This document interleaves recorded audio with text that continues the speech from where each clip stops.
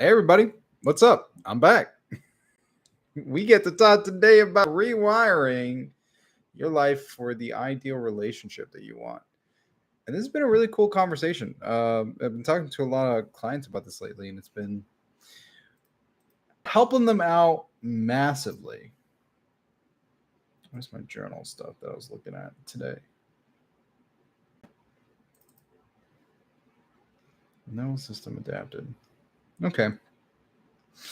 When we're talking about rewiring relationships, especially if we're having discussions about people like Neville Goddard and um, even Abraham Hicks, to be honest, when we're looking to get our ideal relationships, what people don't really understand is happening underneath the surface is that we're rewiring ourselves to be better partners. If you ultimately want to have like your ideal relationship with somebody, um, one of the important things to understand is that you can't be the same person and attract the new relationship that you ultimately want. That's not possible. You have to become someone new. You have to become someone different. They're not going to be together with you in your current state.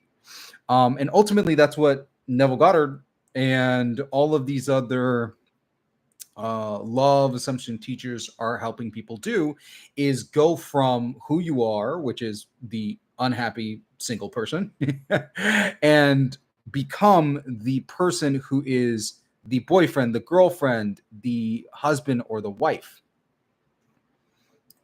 And what's up? Welcome, chatters. Give me a hello. Let me know where you guys are tuning in from in the chat. It gives me the opportunity to connect. I love having like my back and forth conversations, and it's been a minute since I've been on here, so I'm happy to see and talk to any of you guys and answer any of your questions because this is live Q&A stuff. So, how do we start the process of rewiring our patterns for better relationships? One of the first things that we have to do is get very clear on the type of relationship that we want, which is usually a struggle for people that come to me who are trying to manifest their ex back. Because usually if I ask the question, what is it that you truly want? The answer is usually just like, oh, I want this person, it has to be them. But that's not entirely clear. It's kind of vague, because what about this person is going to be special? What about this person is actually drawing you in? What's up, Bray? Welcome from Dallas. Got a couple people who watch the videos and stuff in Dallas. Heather in Chicago, welcome. Oh, so we got a couple people all over. So I'm down in Florida. We got somebody over in Dallas, somebody in Chicago. Welcome.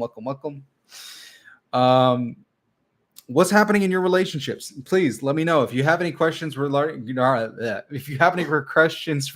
relationships and attracting your ideal relationships. Let me know in the chat and I'll answer them as I go through today. Ultimately, what Neville Goddard is teaching people how to do is to assume a new identity. And in the act of assuming a new identity, one of the easiest ways to start the process is to create and craft an imaginal act that you do right before going to sleep. But it's not the only thing that you can do to get what you want if you're trying to manifest or attract an ideal relationship. And that's why whenever somebody books a session with me, like a call, one of the first questions I ask people is set your SP aside, whether it's like your ex or a crush or somebody that you haven't seen in years, or you're just, it doesn't matter. Put the person to the side and get very clear on what it is exactly that you want. Like, imagine your ideal person that you want to show up in your life is a freaking actor, right? And what you need to do is you need to write a script. You may want to work with this actor really freaking bad, but part of the problem is you haven't built a script that is compelling enough to actually make them want to be part of your production. Part of what makes a Hollywood actor, like an A-list celebrity, want to join your film is that the script's really good. And I find it so interesting. Well, you'll have like A-list actors who will go from doing like blockbuster, huge movies. And I've always wondered, why do these people do like these little tiny artsy films? And part of the reason why is because as actors, they want to do work that is fulfilling for them. They want to do something that's exciting. Yeah. They want to do work that's exciting, because the blockbusters pay the bills, but the small budget, like really artsy films are the ones that feed their soul. They're not attracted by the paycheck. They're attracted because these scripts, these visions are so compelling that they want to be a part of something amazing. So the one thing that I do when people come on sessions with me is I tell them, put all of your BS to the side. I don't care about what happened with your ex right now. We'll talk about that in a moment, because that's going to come up in the process. I want to know, what is your story? What is your script? What is the experience that you're crafting that you want this person to be a part of? Let's get really deep into that. What are the amazing locations that would like blow people's minds? What are the moments and the scenes that are driving? What are the inherent relationships that you want inside of this experience? Because we need to make your life as compelling as it can possibly be. You may be focused highly on this one individual, this one actor, but the thing that brings that person in is not the actor. The thing that brings the actor in, or your like ideal person, is that the script is compelling. There's drama, there's life, there's adventure, there's something that they can sink their teeth into. So that's why I have people talk about, number one, what is the lifestyle that you want? You want to be a very like active person? Do you want to be dancing? Do you want to go dancing every so often? Do you want to have a lot of fun and travel? Some people are big travelers. Other people are homebodies, and they want to like cultivate this lovely, wonderful, relaxing space. Some people are very close with their families, and they want somebody who would also fit into that family dynamic and wants to go to like barbecues and dinners and have this loving, wonderful family where they're expanding out and they're making their own little additions that they're bringing to all of these kinds of family events. Maybe they like going to camp with their whole family and their whole unit. So like I ask people to like get very clear on what is your ideal lifestyle, what is the scene or overall story that you're sliding this actor into. Because once you get very clear and excited about that, and it's something that moves you emotionally, we can start building something that would ultimately attract that person into your life. Because one of the things that happened to me when I wanted to get my ex back was that I didn't focus on attracting her. I didn't just focus on, although I did do the visualization exercises, I wasn't just focused on just sitting at home and doing nothing. I wanted to build a compelling life. Prior to us getting back together, I said that I wanted to earn more money. I said that I wanted to travel. I said that I wanted to have a more traditional lifestyle. So what did I go and do? Because before, she had just thought I was just talk. I actually started earning more money. I started trading options. I was using manifestation to bring more money into my life. So I was trading options and I was making a boatload of money. After going through that process, I started traveling because I got my passport and I was like, you know what? This is going to be a lot more fun. I went off to Brazil. I started living this entire life that was rich and colorful. I was eating these amazing foods. I was gardening. I was gardening on the edge of a cliff that fell into the forest in Brazil because we lived in a coastal town. My cousin had lived there for about like 14 years at that point. I think now it's been in like 17 years, but he lived on the side of this mountain in this beautiful home, this 2-story villa. And I'm waking up every morning, looking out over this infinity pool, enjoying my life out there, going out to eat, going to the beach, and being able to like share some of this stuff. So when I was asking her to come and join me, it wasn't to attract her back into an old life. It was to ask her to join me on this cool new adventure. I had said all these things that I wanted to do, and now I was living the things that I was talking about. So because my story and everything I was doing was that much more exciting, it was so much easier for her to say yes. because it was no longer a like, hey, I want you back, come back to this old life that you left behind. No, it's like, hey, this is a new exciting adventure. I would love for you to join. If not, I'm going to be cool.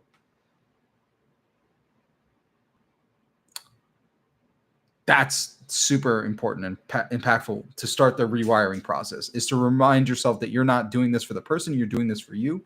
And what are you trying to attract that person into? Okay, so let me ask some questions right here before I get into more rewiring stuff. Me and my ex have had a bad communication, and I've been trying to manifest him back, but I am having resistance, and I'm still low-key mad.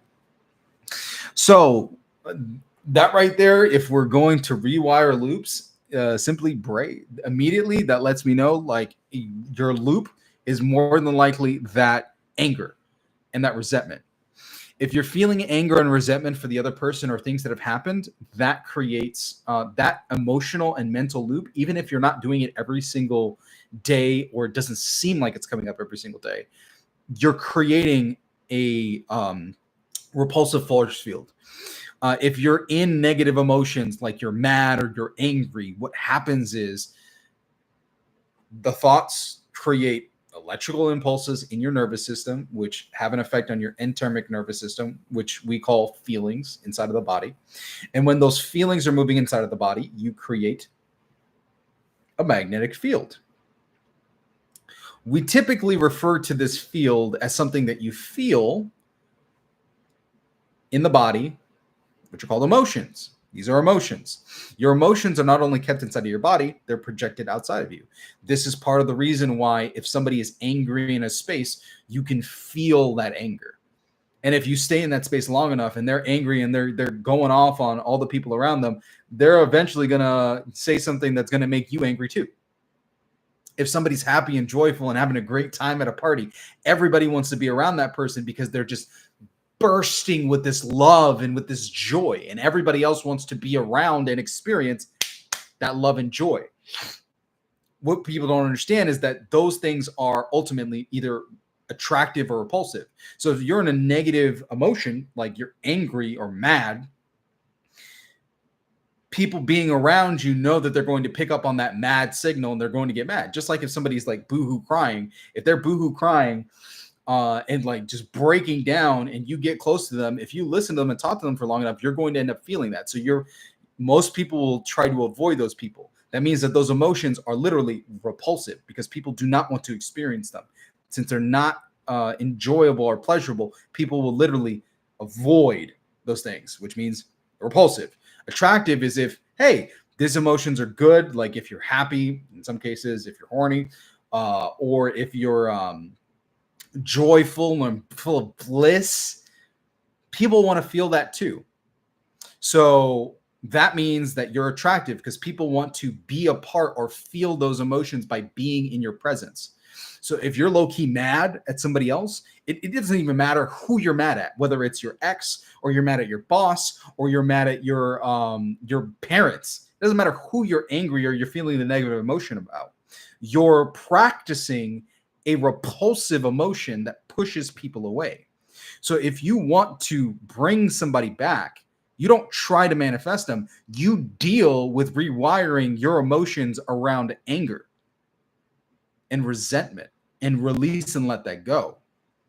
Because if you rewire your neurology where you're rewiring your mind, your language, and your emotions to let go and forgive, you're opening yourself up to allow new people to come in your life because you're practicing positive emotions. That's ultimately what you're doing when you start manifesting and do like any sort of manifesting exercise, whether it's law of attraction with like Abraham Hicks's processes, or you're doing Neville Goddard's state akin to sleep, SATs.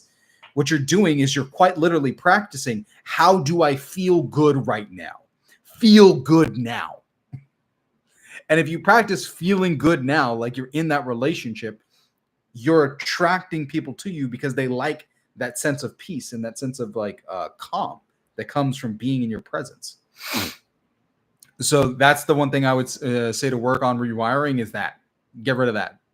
Do your do your exercises for releasing and letting go of stuff so that you can feel good. And if you feel good, you'll find it far easier for you to attract either that ex back or somebody else. Can I manifest and rewire my brain to stop stuttering and stammering? I don't stammer ever when I'm alone in my room. How should I get started on that? I know it's off topic, but still. Oh, that's a good one. If you want to rewire your brain, that has to do with anxiety usually, like the fear of what other people are going to think of when you're talking. So if you're too focused on the perception of others and fear in the body, it's gonna come across in your language. So one of the things that works really well is, oh, my mom messaged me. I'll talk to my mom in a minute. You can go through hypnosis. There are hypnosises to help you relax and release that fear and uncertainty that comes from trying to express yourself and having like these powerful emotions that you're trying to get out. And if you practice that to calm down your nervous system, then you should be able to speak perfectly fine. There are tons of people who learn how to get over their speech impediments using that kind of stuff, because it really does have to do with learning how to relax, learning how to surrender, and understanding that you can communicate clearly and not being like anxious. There's a lot to do with anxiety. So rewiring your brain. And with hypnosis, you could practice like being in those situations where you would be uncomfortable and learning how to talk really well. Hell, like that happens to people even if you're oh, sorry. That happens to people if you're talking in groups and stuff like that. Because there was a point in time where I was scared to do live streams and scared to do videos. That isn't the case anymore. As you can see, that is most definitely not the case anymore. I enjoy doing these talks.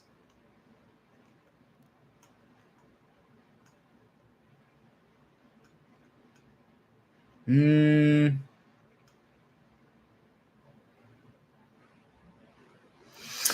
we're talking about rewiring stuff for relationships, one of the other things I wanted to talk about was that Neville Goddard is really, really good, but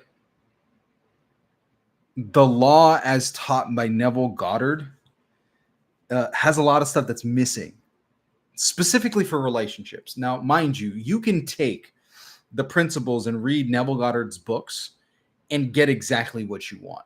But the people who struggle with applying the teachings of Neville Goddard, the law of assumption, the state akin to sleep, law of attraction, or any of the older esoteric works around manifestation, usually it's because of technology, to be 100% honest. We are in a completely different world where the fundamental laws still apply as a good foundation, but things need to be adapted to the new world that we currently live in.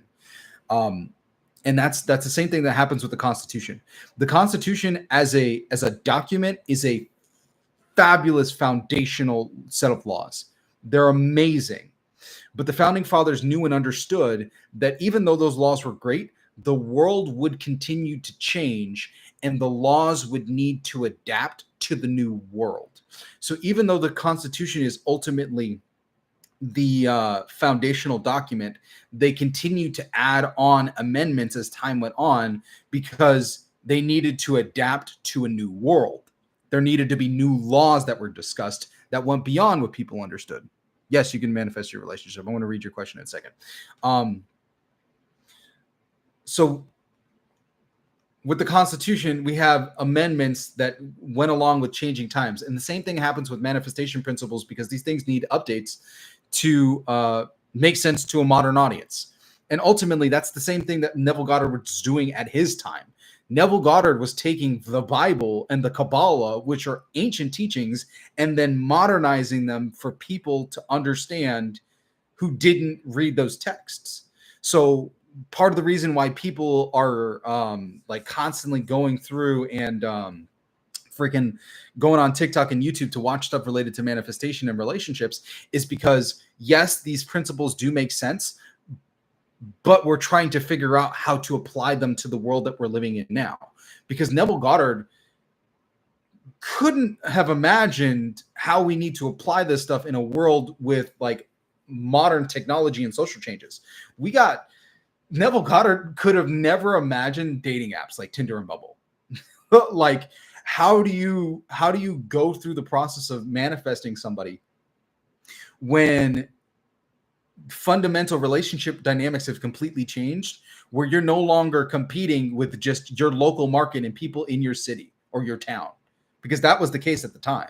The only other people that were seen were like movie stars, but people understood that those people lived in a completely different place.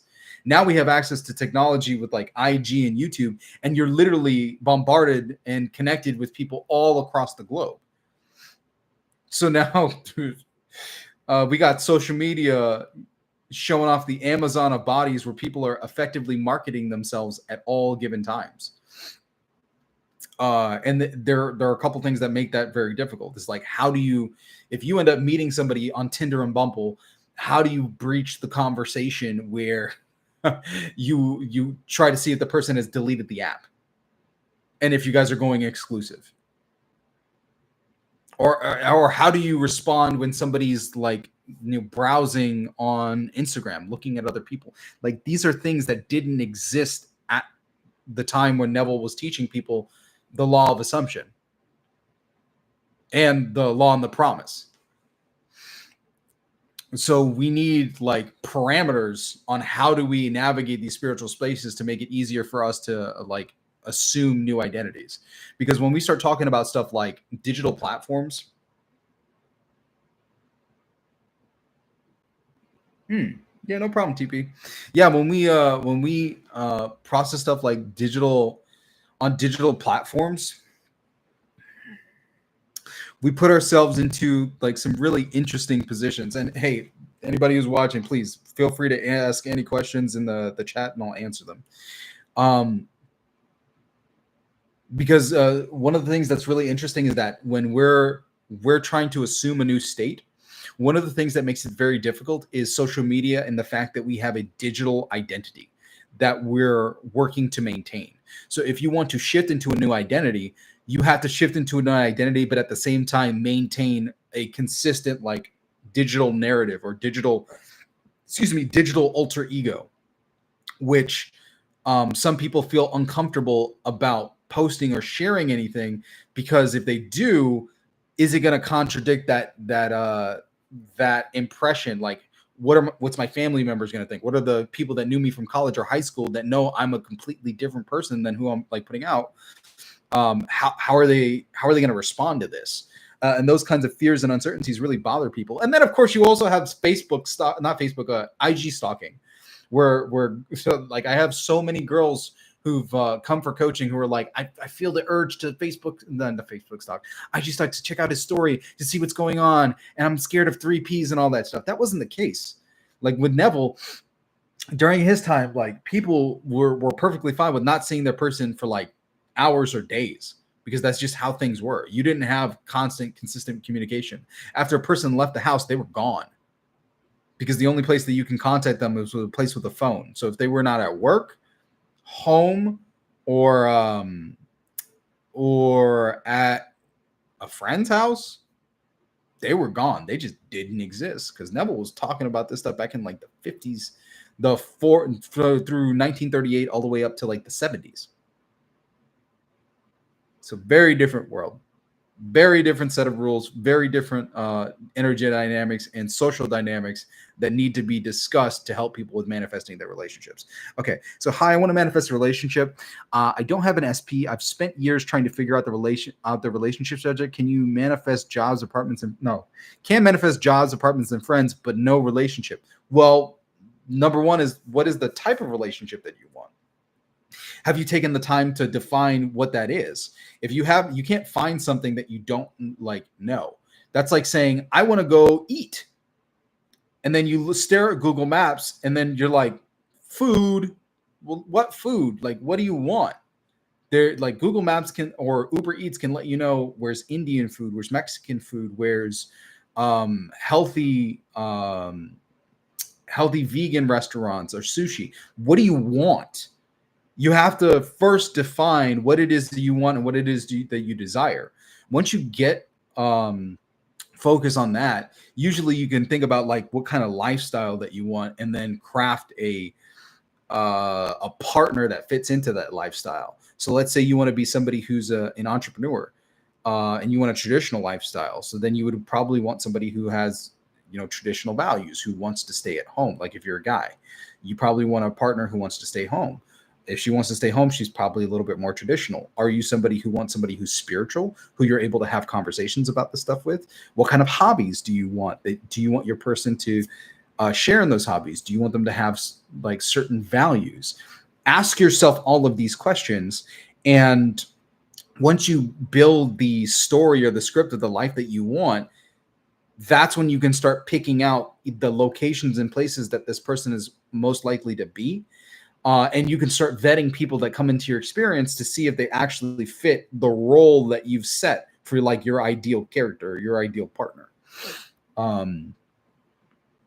So that's what I would say. Or you can just do if you believe in the Neville Goddard process, or you could just imagine feeling that you have the ring, or having a conversation with a close relative or a loved one, and just have them reflect back to you, wow, you're so happy in this relationship. You look so good.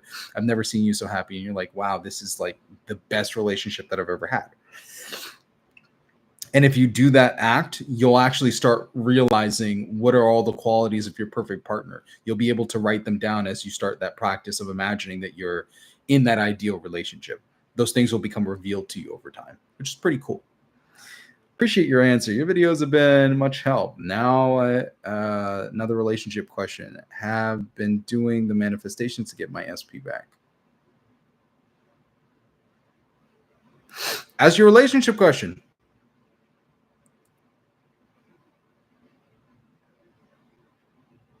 You're welcome. You're welcome. Hey, Morgan, LG.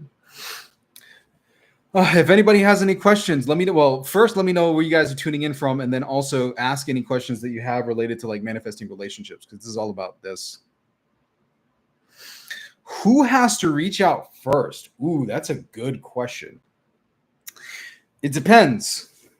Depends on the type of relationship that you want and your gender. I'm going to be very explicit on that one. If you are a woman and you want a more traditional relationship, like you want your guy to take initiative, you want him to be somebody who can take care of you, and that you can count on, and he'll get stuff done, you don't reach out first. You allow your guy to reach out first. But you do make yourself public and available so that you're showing up in his life. What's up, Andrea?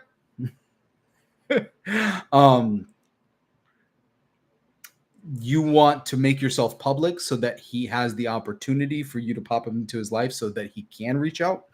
But you allow him the ability to be the man in the relationship, and for him to show up and show that he's interested in you. Otherwise, if you reach out to him, you're robbing him of the ability to be the man in your relationship. If you're the guy, sorry, you gotta reach out. There's so many dudes who come to me who talk about manifestation, and they're like, I want her to reach out to me. Nah, dude, reach out to her. If you want a properly polarized relationship where you are happy, you are excited, and she's lovingly in her soft feminine state, in her feminine energy, and you're in your masculine energy, you have to be comfortable with getting out of your comfort zone and initiating. You have to initiate the relationship. You have to initiate conversations. You need to initiate dates. You need to be the one with initiative, because that's going to create like really good energy dynamics in the relationship, where she feels as though that she can be in her receptive feminine and you can be in the upfront masculine. Okay. Stalking social media and constantly checking 3D and worrying about 3Ps. How can I not worry about that? But my main question is, I feel that I will need to be the one to contact her. If you're the dude, yes, you will need to be the one to contact her, like I just said. So I'm glad I basically just answered it. Now, the other thing that's important, and this is exactly what I was talking about earlier, was that Neville Goddard didn't give frameworks for what people are supposed to do, because technology hadn't progressed to the point where it completely shifted and transformed our lives. So one of the things that's so important is go outside and touch grass. You need to live life here in the physical. People talk so much about the 3D, and what you really mean and you're really talking about is your life is boring. The only reason why you may be anxious or uncertain is your life is probably really, really, really freaking boring, if we're being 100% honest, because you wouldn't be constantly checking the 3D or the space around you if you were busy doing stuff that you really enjoyed in your life. If you had really fulfilling friendships, if you had hobbies that meant something to you, if you were doing work in a career or a business that was truly meaningful and impactful for you, you really wouldn't be looking out at the world to being like, what's next? What am I missing? No. That means that you need to work on the things in your 3D life so that you're having fun and you're enjoying yourself. And when we talk about the 3D, when people are saying I'm looking at the 3D, you're not. You're like 110%. I can guarantee that you are not looking at the 3D. What you're actually looking at is the 2D. You're looking at your phone, and phones are not 3D. There's not a dimension of depth in your phone. Your phone or your computer screen or your laptop screen is what you're looking at when people are saying I'm checking the 3D. What you really mean is you're checking the digital footprint. You're looking at this person's Instagram. You're looking at this person's Facebook, because half the time when people are saying that, you're not actually seeing the person in front of you talking to another human being. That's not happening. That's not the case. So when we say 3D, what we really mean is you're checking out stuff digitally. You're so digitally connected that you're watching all of this other stuff. So one of the things that I always tell my clients to do is to start exercising mental diets. Turn off your devices. Get off the social media apps, turn them off. I'm talking to you guys on YouTube, but you really need to spend less time online. Turn off Instagram, turn off Facebook, turn off TikTok. Here's why.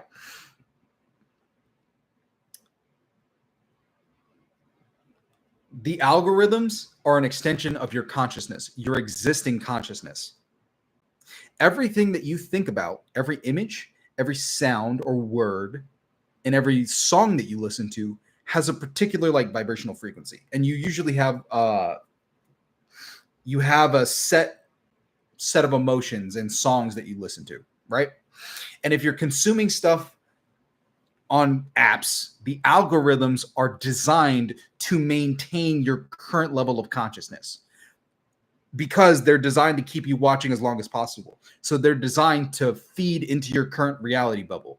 So if you're somebody that is scared and fearful of cheating, you're going to watch content that has something to do with like unfaithful people or somebody discussing like anything about that. That's going to come up in your feed. It's going to come in your feed again and again and again and again and again. You're going to watch stuff like Love Island. You're going to see clips from Love Island. You're going to see those. You're going to see freaking Red Pill podcasts, all that kind of stuff that gets your blood pumping and flowing, whether you like it or not. You're consuming it, you're watching it and interacting with it. So the algorithm is going to continue feeding you that kind of stuff. So if you're trying to break out of the old identity, one of the things that makes it difficult is if you're constantly watching your phone and you're consuming the same content, it's feeding into your old identity.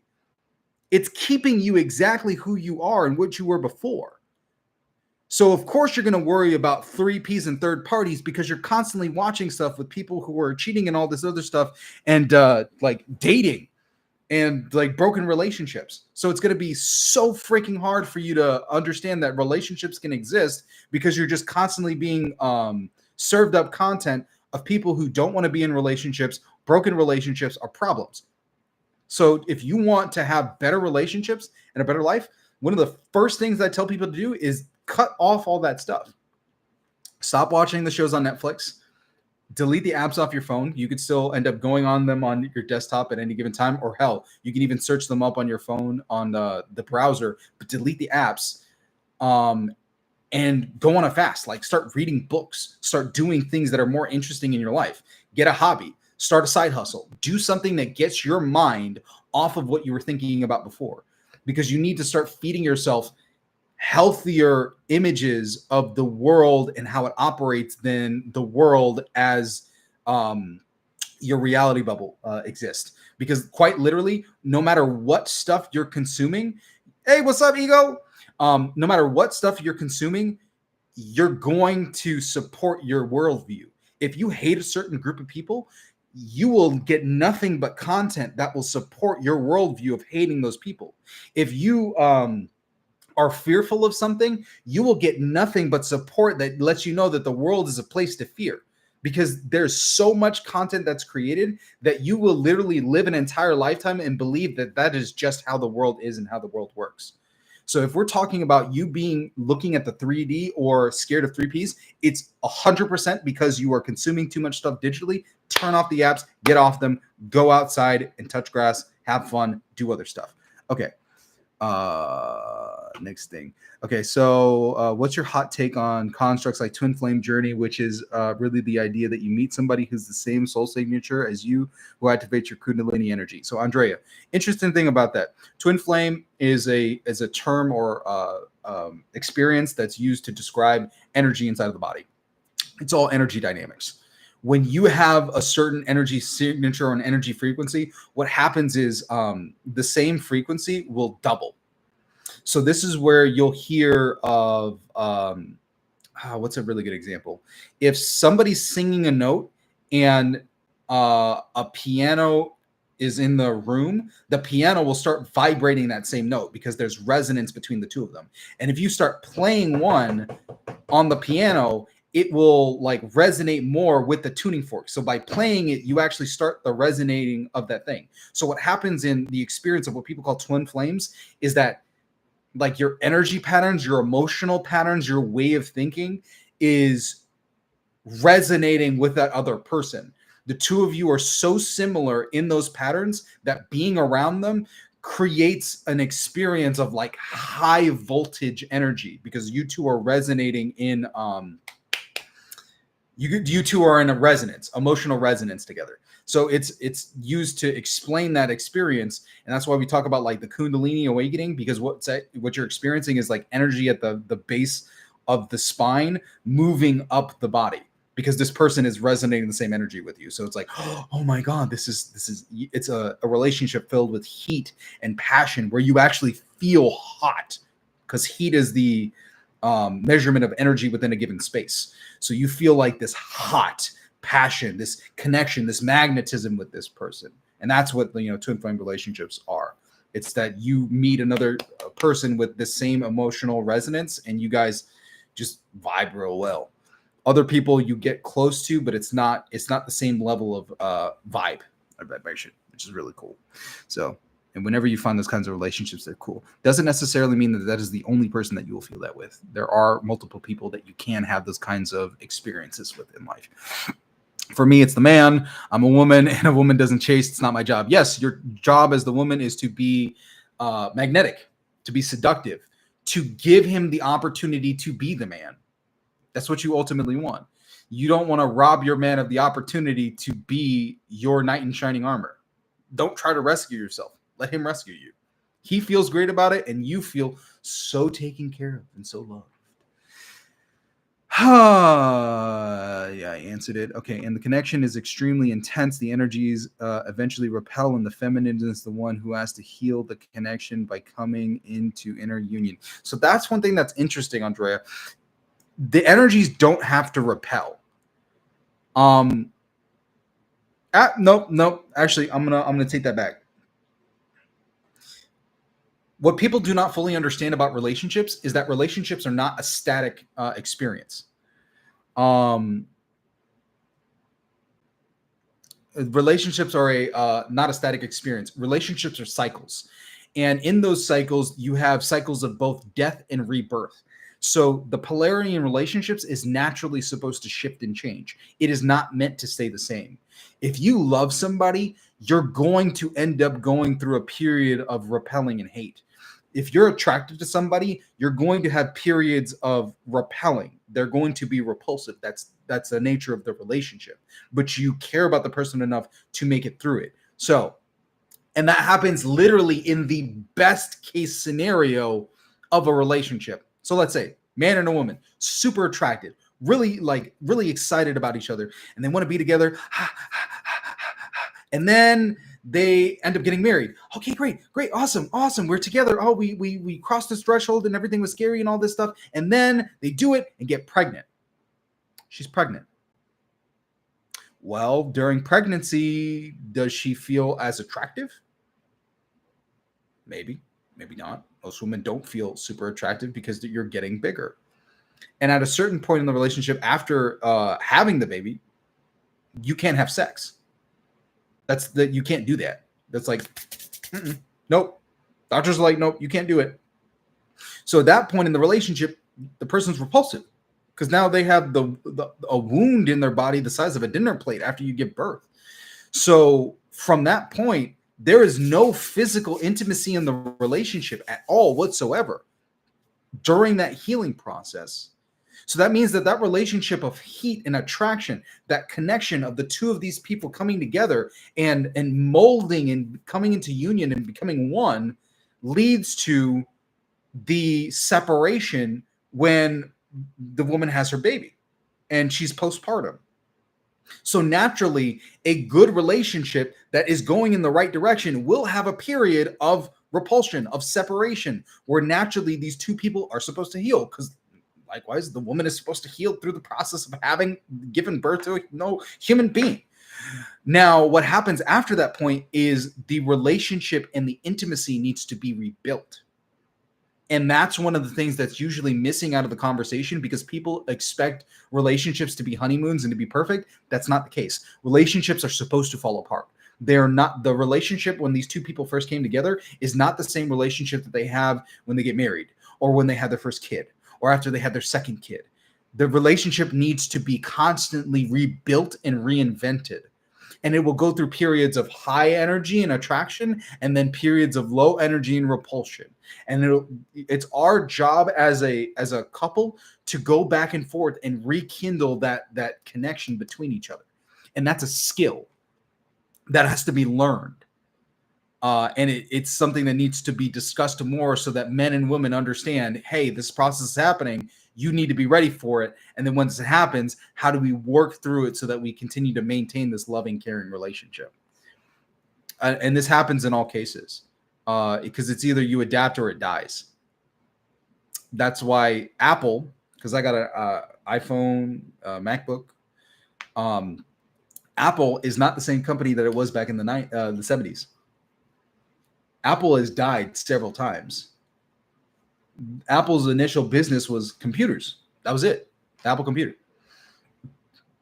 That business model, that business died when they decided that they were going to expand beyond that, and they started moving into the iPod. And once they started moving into the iPod, they moved into iTunes. And that became a major source of revenue where they were selling music. And the iTunes ended up becoming the Apple Store. And they started selling and making money through the apps, which also came from the iPhone. Then we had the iPhone, which was a brand new area of the business. The iPhone completely transformed and became one of the major parts of the business. And that was paired together with the Apple Store and apps. And that ended up becoming the major form of their revenue. So the old company of Apple, which was only focused on computers, died. If they would have just stayed in the relationship where it's like, hey, we're just the computer company, Apple would have died.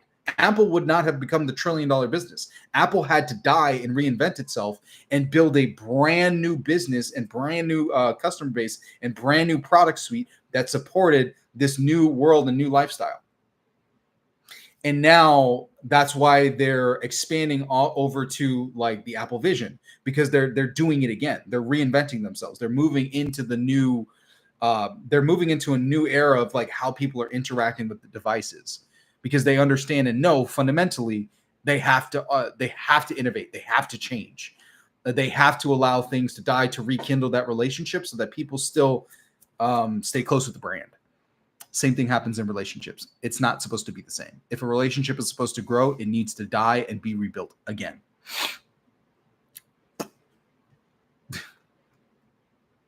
I need to toast more. I'll definitely post more. And TP, you can come back and watch this when you get back on later. Um, the only place I stalk my SP is through his Spotify playlist, and all he is uploading is love songs about missing someone. So many lyrics in the music express his emotional state of our relationship before it ended. So you already know that he's thinking about that. Okay. Which guided meditations would you recommend? I mean, people who do guided meditation. I would recommend doing mine once I release them on the channel. Outside of mine, if you're doing guided meditations, it depends on what your goal is. I really like Joe Dispenza's guided meditations. They're very good for moving energy through the body. If you're open to more Eastern stuff, I would suggest checking out Dr. Pillai. His mantra meditations are really freaking good. Outside of that, Joe Dispenza, that Elmore Locker Jr., I like his stuff too. He's really good. If you're like Neville Goddard, like focused, that's David. Yeah, this stuff is grandpa. Things next live stream. Things more. Okay. Anyway. So yeah, those are the things for the guided meditations. Those, and then outside of that, daily guided meditation that's pretty simple would be the Abraham Hicks guided meditations. That Esther has roughly 4 of them. They're all pretty much the same at their core because they're fundamentally like 15-minute guided meditations. The structure of them is pretty much the same, but the topics are slightly different. So there's one for financial well-being, there's one for physical well-being, one for relationship well-being, and general well-being. There's 4. They're available online, so you can just search up like Abraham Hicks meditation and you'll find them. Stick with the ones that are 15 minutes because that's the actual length of it. The best to do, it's just to drop the old story, go to the gym and see friends. Yeah, pretty much.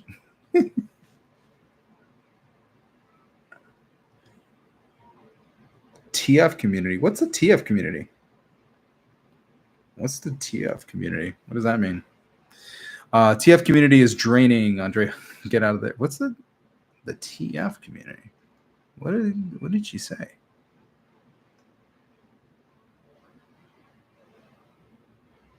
Oh, the Twin Flame community. Oh, yeah, the Twin Flame community is stop watching content about Twin Flames. I'd been stuck in this spiral for years. I still believe in it, but the community is toxic. No, I don't know about any community. I've known about the community for 15 years. Whew. Yeah, death and rebirth. There are so many more points of view and many. It's what modalities. Yeah. May I ask, do you consider emotion and energy one and the same? I understand that emotion means energy in motion. However, what's your take on your energy? You are not your emotions. Twin. Anyway, okay. So let me answer your question, Andrea. That's a good one.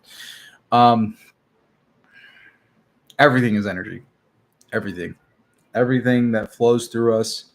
Everything that makes us up is energy. Even the physical world around us, it's all mind in motion ultimately, and it's all moving around at different frequencies.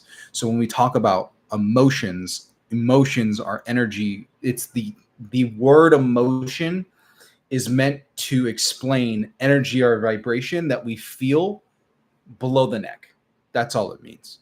So when people are talking about emotions, it's literally just energy or vibration that is experienced mostly in the anthemic nervous system. So below the neck, the chest, the stomach, and the base of the spine. It's energy that's localized in that particular area, right? And when you understand that everything is this same energy, it starts helping us understand everything else. Because like, what are thoughts? It's literally the same energy, just localized in a different place. Because thoughts are considered energy that's localized in the third eye, in the brain. Once you localize it in the brain, now instead of being an emotion, it's thought. You move it here into the throat chakra, and now the energy becomes spoken word. You move it down into the chest, now it's a feeling of love care. You move it down to the stomach, it could be anxiety, it could be joy, it could be like attraction or pride. Oh, pride is going to be here.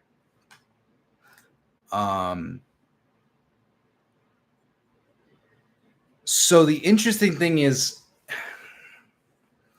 you are the energy. You are the formless awareness and the energy itself. So the expression of the energy is not fully you. It's like the difference between saying a finger versus the hand. The finger is part of the hand, but it is not the hand. I can't say that my pinky finger is my hand. It's part of my hand, but it's not the full thing. So the same thing with the emotions. Your emotions are part of you, but they're not the whole version of you. So when we talk about emotions, you are the emotions in the body, but the emotions are not you.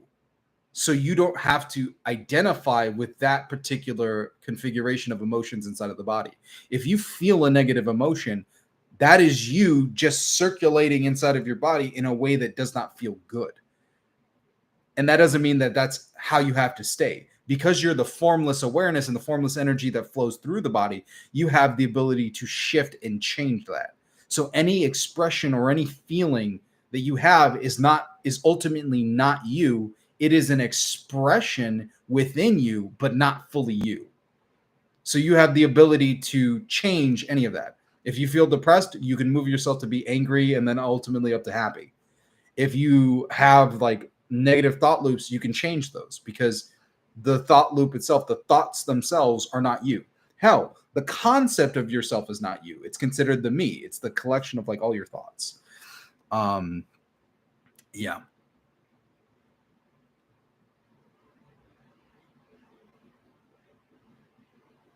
And awareness itself is a conscious energy. It is the reflective energy, this consciousness that flows through us. Ultimately, it is all the same energy.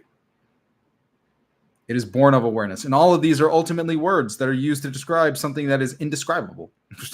The words fall short of all that it is. But yes, awareness is God.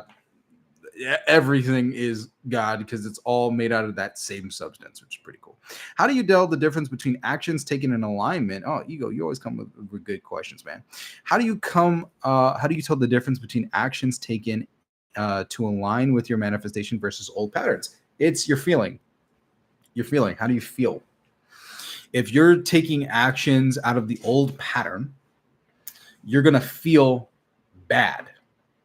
And typically what you're doing the action for, you're doing the action, you're feeling bad, and you're doing the action to like alleviate the negative emotion and the negative feeling.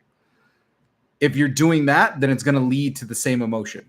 So, excuse me, for instance, I remember I was laying in bed one day, and I was freaking out. It was a couple of months ago. I was freaking out doing like client work and stuff. And it was super late, and I'd woken up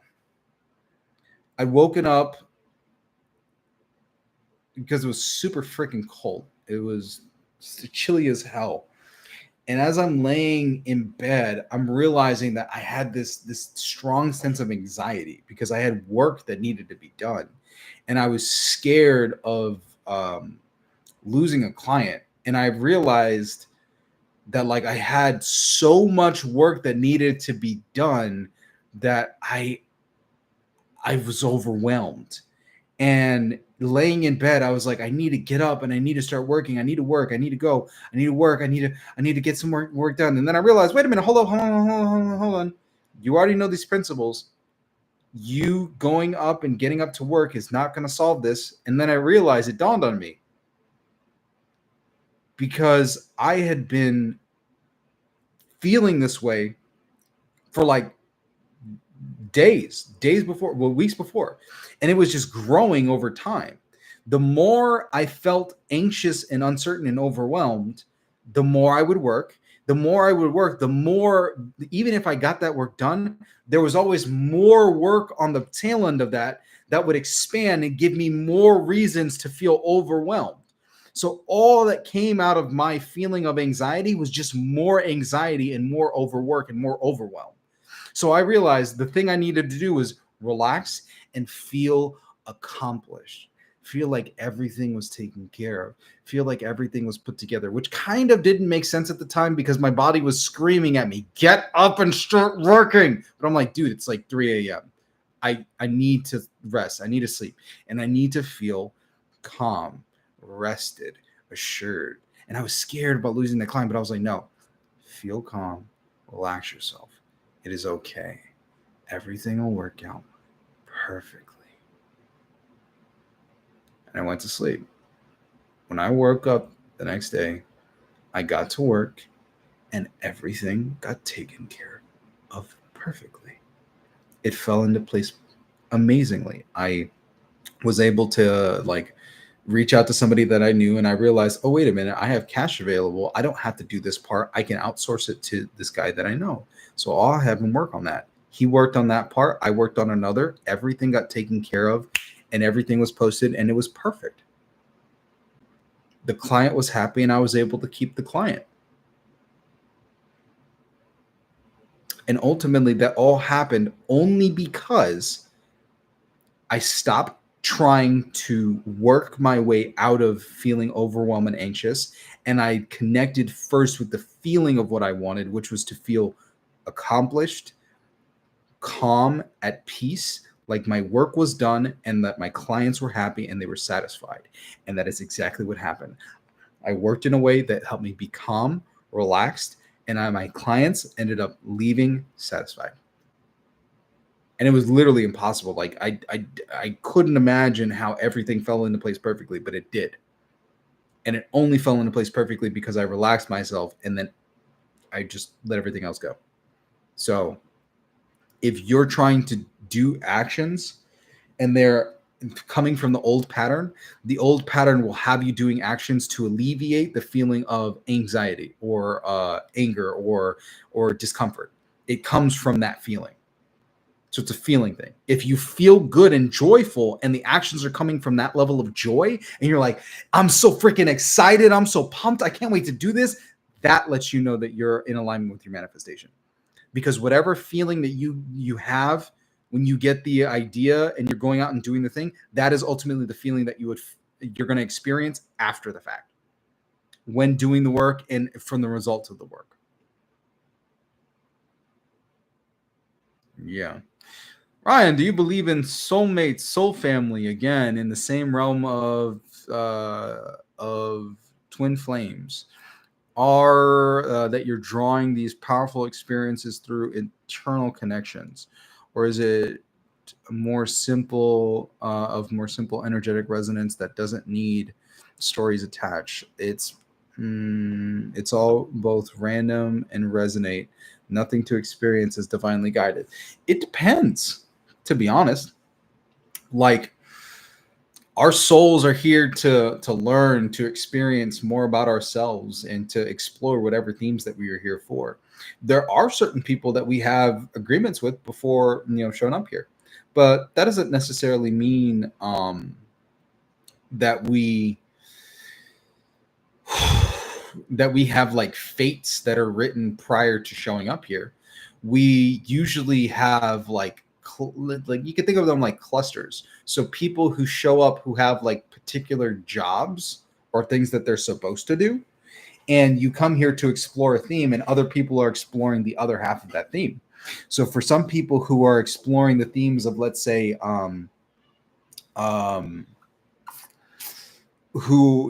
think of them like scripts instead of contracts.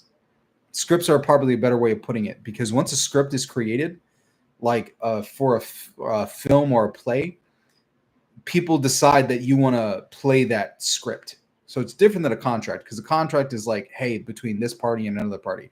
A script is, hey, this is a particular theme, this is a particular set of stories, these are particular like archetypes and patterns that I want to play out and explore.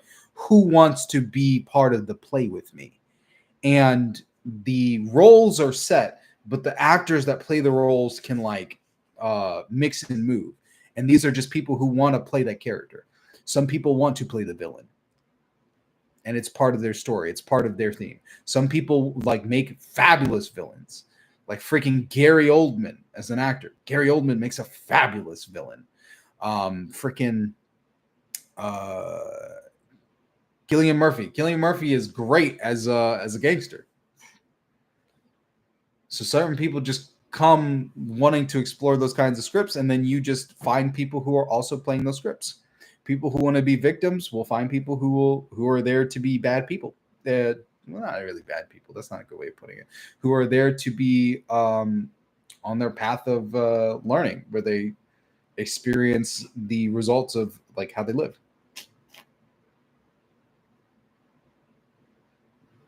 Yeah, yeah. The victim is the villain, and also the villain of their own life because they're also creating it. But that's usually because they're there to explore whatever thing. Who am I? Some people like horror films. Who am I to stop people from watching those films? Just because it exists doesn't mean that I'm going to stop it. Just because it exists doesn't mean I want to stop other people from doing it. And just because it exists doesn't mean that I have to experience it if I don't want to. So whatever your experience is in terms of relationships or anything else like that, you can have whatever you want. Just understand that you also have to give other people the freedom to play whatever script or play they want in their lives. And hey, what's up, people? Anybody else who's watching, ask any questions that you got in the chat. Love connecting and finding out where everybody's tuning in from. It's fun. I miss doing my streams. I'm glad I was able to upgrade my stuff, my whole setup. You guys are gonna see a lot more stuff going up behind me soon. I gotta buy some new furniture. No, you're just taking up space is amazing, Andrea. I always love having like really cool conversations. Okay, so contracts. Yeah, the scripts. Yeah, the victim is the villain and the villain is the victim. They all both become the same. They're one and the same. Everybody is just the same actor playing a different part. This is pretty cool. Everyone is you pushed out. So it's all still archetypes. Yes, just like it's so funny because there are different characters in movies, but they're just archetypes that just replay again and again and again and again and again and again and again. And people just want to be that character to find out what is it like. What is it like? Like I've wondered about being a dictator. What is that like? I don't want to fully commit to that whole thing because I'm like, I don't know about book burning and everything else like that. But I'm like, that's interesting. And I can understand why some people would want to explore that life. Same thing with being a Catholic priest. I'm like, that's an interesting character. Not my thing, but definitely interesting. Yeah. All archetypes. Like I know and understand I take two archetypes in the way that I live. The sage and the jester, the joker. I'm a trickster. I'm a trickster archetype, which is ultimately what the shaman, the sage, and the storyteller are. They're the trickster archetype. They're meant to weave new stories, to trick people, to help them learn the lessons that they need to learn to become the type of people they want to be. And you do that through telling story. But the trickster has many different forms that it could take as an archetype. The trickster can be the shaman who's using their storytelling skill to help people in their process of transformation, which is personally what I love. I love coaching people and helping them out so that they're able to get past whatever like blocks they have to ultimately get to the life that they want. But the trickster archetype in the like negative sense, in the dark or the shadow, would be like the thief or the con man, which isn't great, but it's a character that some people need in their lives. And I'm somebody who's met and I've dealt with people like that. They're wildly fascinating. Just kind of like the guy. Well, was it Frank Abigail? Frank Abigail, the guy from Catch Me If You Can. Very interesting. But the storyteller, it's the same skill set, it's the same archetype, just the light and shadow side. So whatever archetype that you are, there's both a light and a shadow side for it. There's the hero, warrior, and there's also the villain, the warrior villain, the Attila the Hun. Well, Genghis Khan, Genghis Khan. In the metaphysics community, how do you feel about the notion that everyone's reality is rooted in your reality and your reality is rooted in God? Therefore, no one in your reality has free will. The quote about rooted reality is a Neville quote.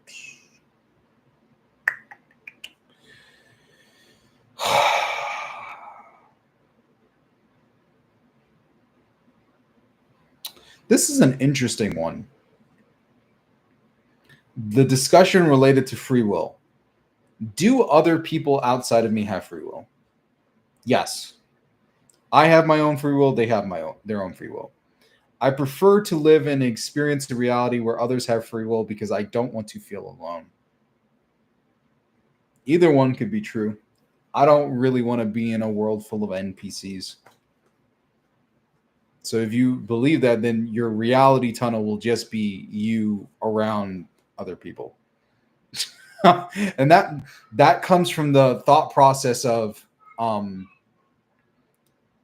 everything is based in mind. So whatever reality you choose to like hold as your belief system, you will experience a reality tunnel where that's real. So it's not a matter of is this correct or is this wrong? It's, hey, let me actually think about this. Is this the reality that I prefer to be in?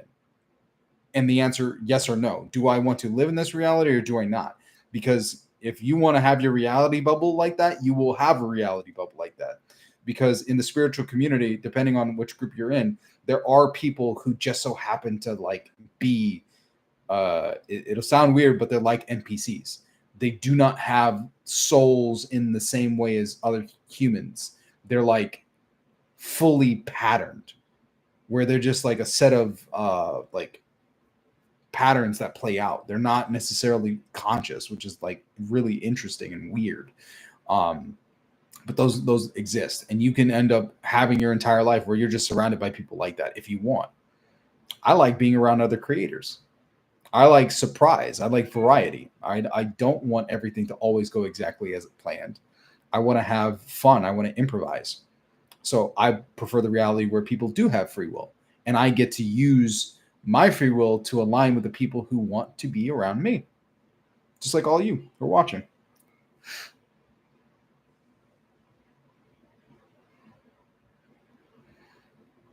It's not about manifesting others. It's about seeing that everyone has no choice but to show up to you based on your perception. So that's different than the concept of free will.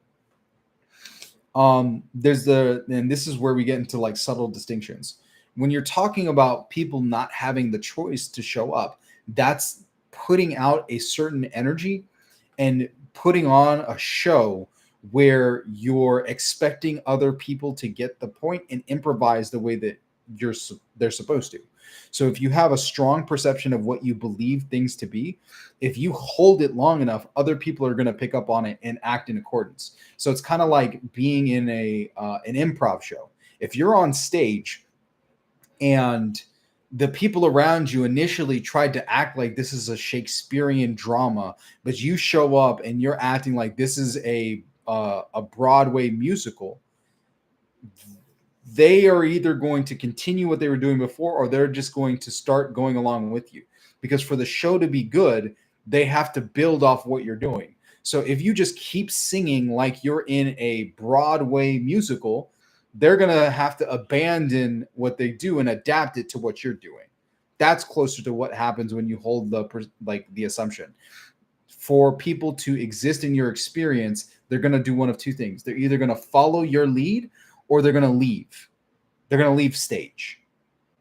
So if you think of it like that, like improv, if I show up and I start singing Broadway musicals, everybody else on the stage is either going to sing Broadway musicals along with me or they're going to get off stage.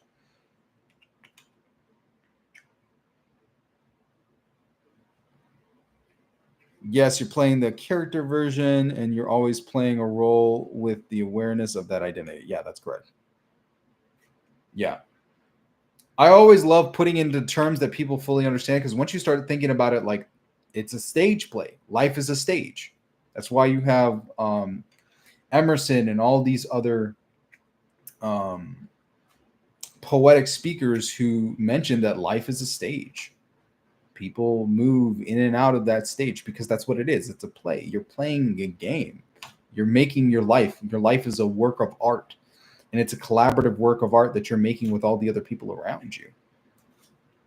Go out and live a life worth living, a life worth reading about, a life worth watching.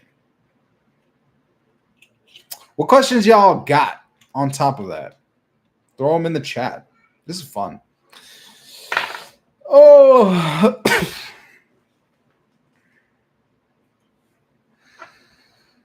so the interesting thing about manifesting an SP or a specific person. Oh, it gets interesting. Okay.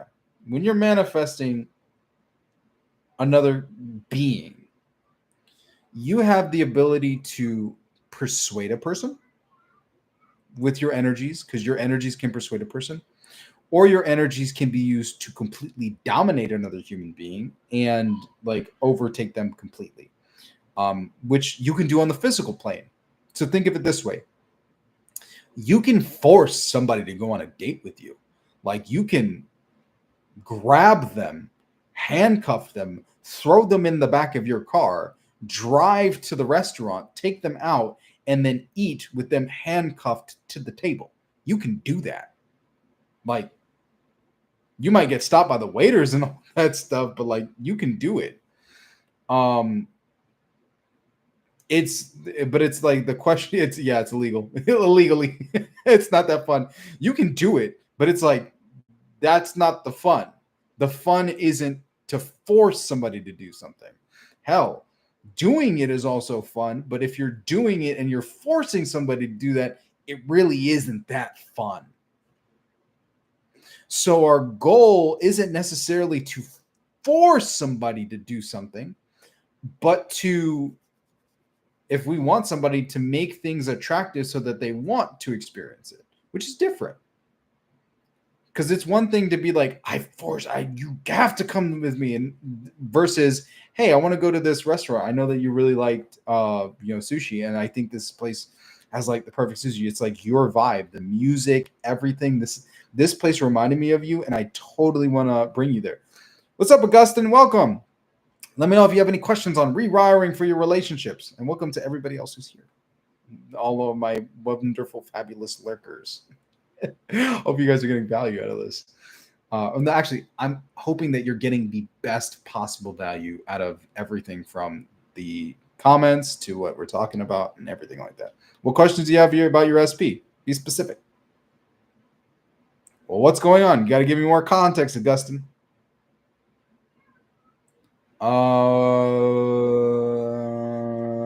Matter of fact, let me send my link to somebody, because I just realized.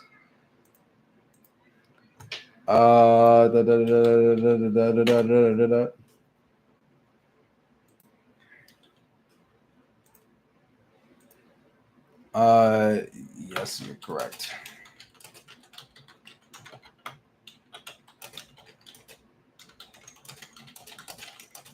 Want to join? I'm sending this live to a couple people. Enlightened. Yeah, why didn't I think of that? I didn't send that I'm live to my people. Excuse me.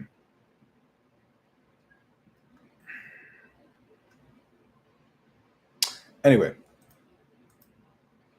hot and cold behavior, divorce. Got to give me more. Give me more context. I can answer. Be more specific. You can take a little bit of time and really write it out, and then I'll answer your specific thing. But as you're filling that out and writing it, Augustine, I'll just talk generally on what to do with hot and cold behavior. Hot and cold behavior is usually a reflection that there is a polarity issue and resentment in the relationship. So what does that mean?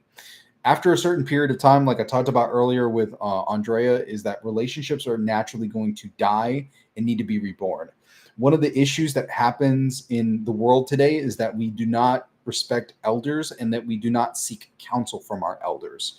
So older people like grandmas and grandpas are meant to be the guides and arbiters of older relationships. And because a lot of them are dead or we move away from them, we do not benefit from the wisdom that they have to give.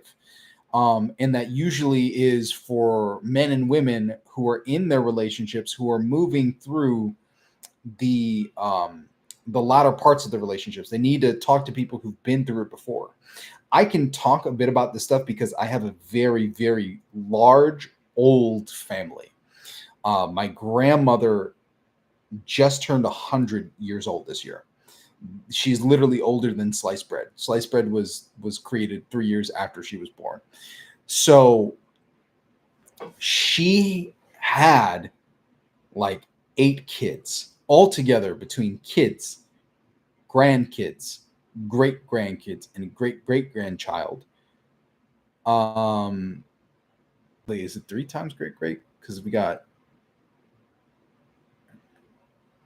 great great grandkid. She has 1 great great grandkid, because you got my uncle who had his daughter, and then her daughter just had a baby. So yeah, 1 great great grandchild. So altogether, it's like my grandma has had like 70 people come through her, right?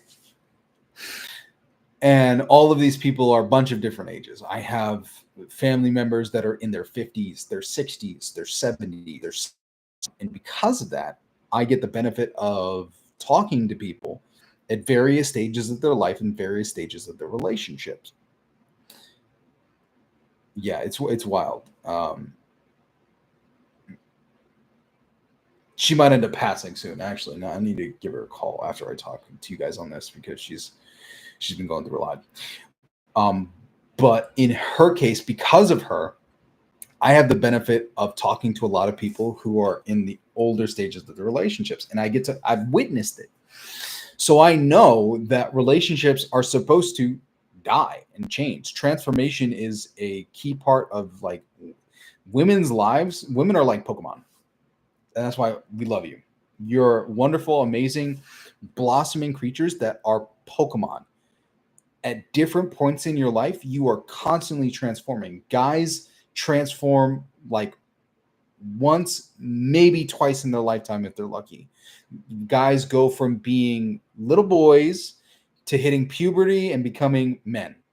And then that's pretty much it. That's pretty much the extent of transformation, because basically from the point that guys become men, they can develop, but they have to rot themselves with steel. They have to forge themselves and forge their bodies. Women, however, you have a wonderful experience where you go through several different transformations. As a woman, you go from being a little girl. I have a lovely little girl. Okay, we'll get into it then. I know what to tell you on that. All right, you go from being a little girl to becoming a woman once you end up starting your menstrual cycle, and then from there you go from being a young maiden to a mother. And when you cross the threshold of becoming a mother, you transform again. Your body literally transforms and changes. You become a new version of yourself. Like the transition between being prepubescent and post-puberty, you're now a woman and your body is capable of producing life. Then you actually produce life and your body completely shifts and changes. You start getting access to new abilities where like your body parts can produce food, which is like, whoa, you turn blood into food. Whoa, that's wild.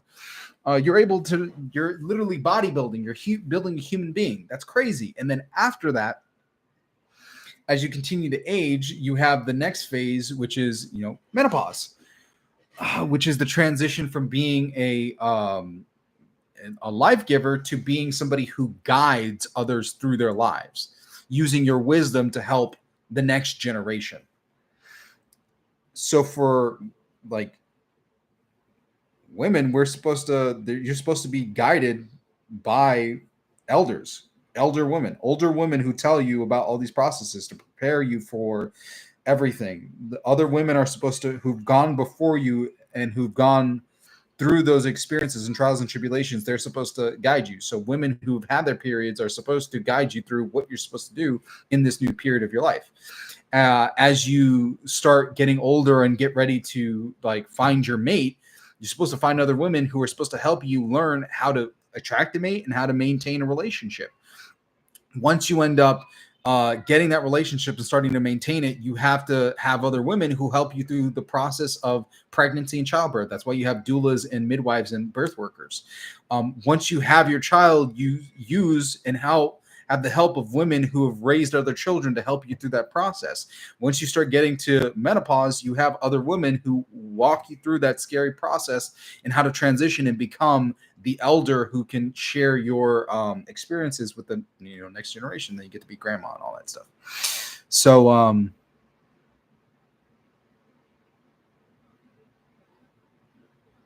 yeah, death doulas, any sort of doula, because women are meant to be arbiters of transition and change, because you naturally transition and change.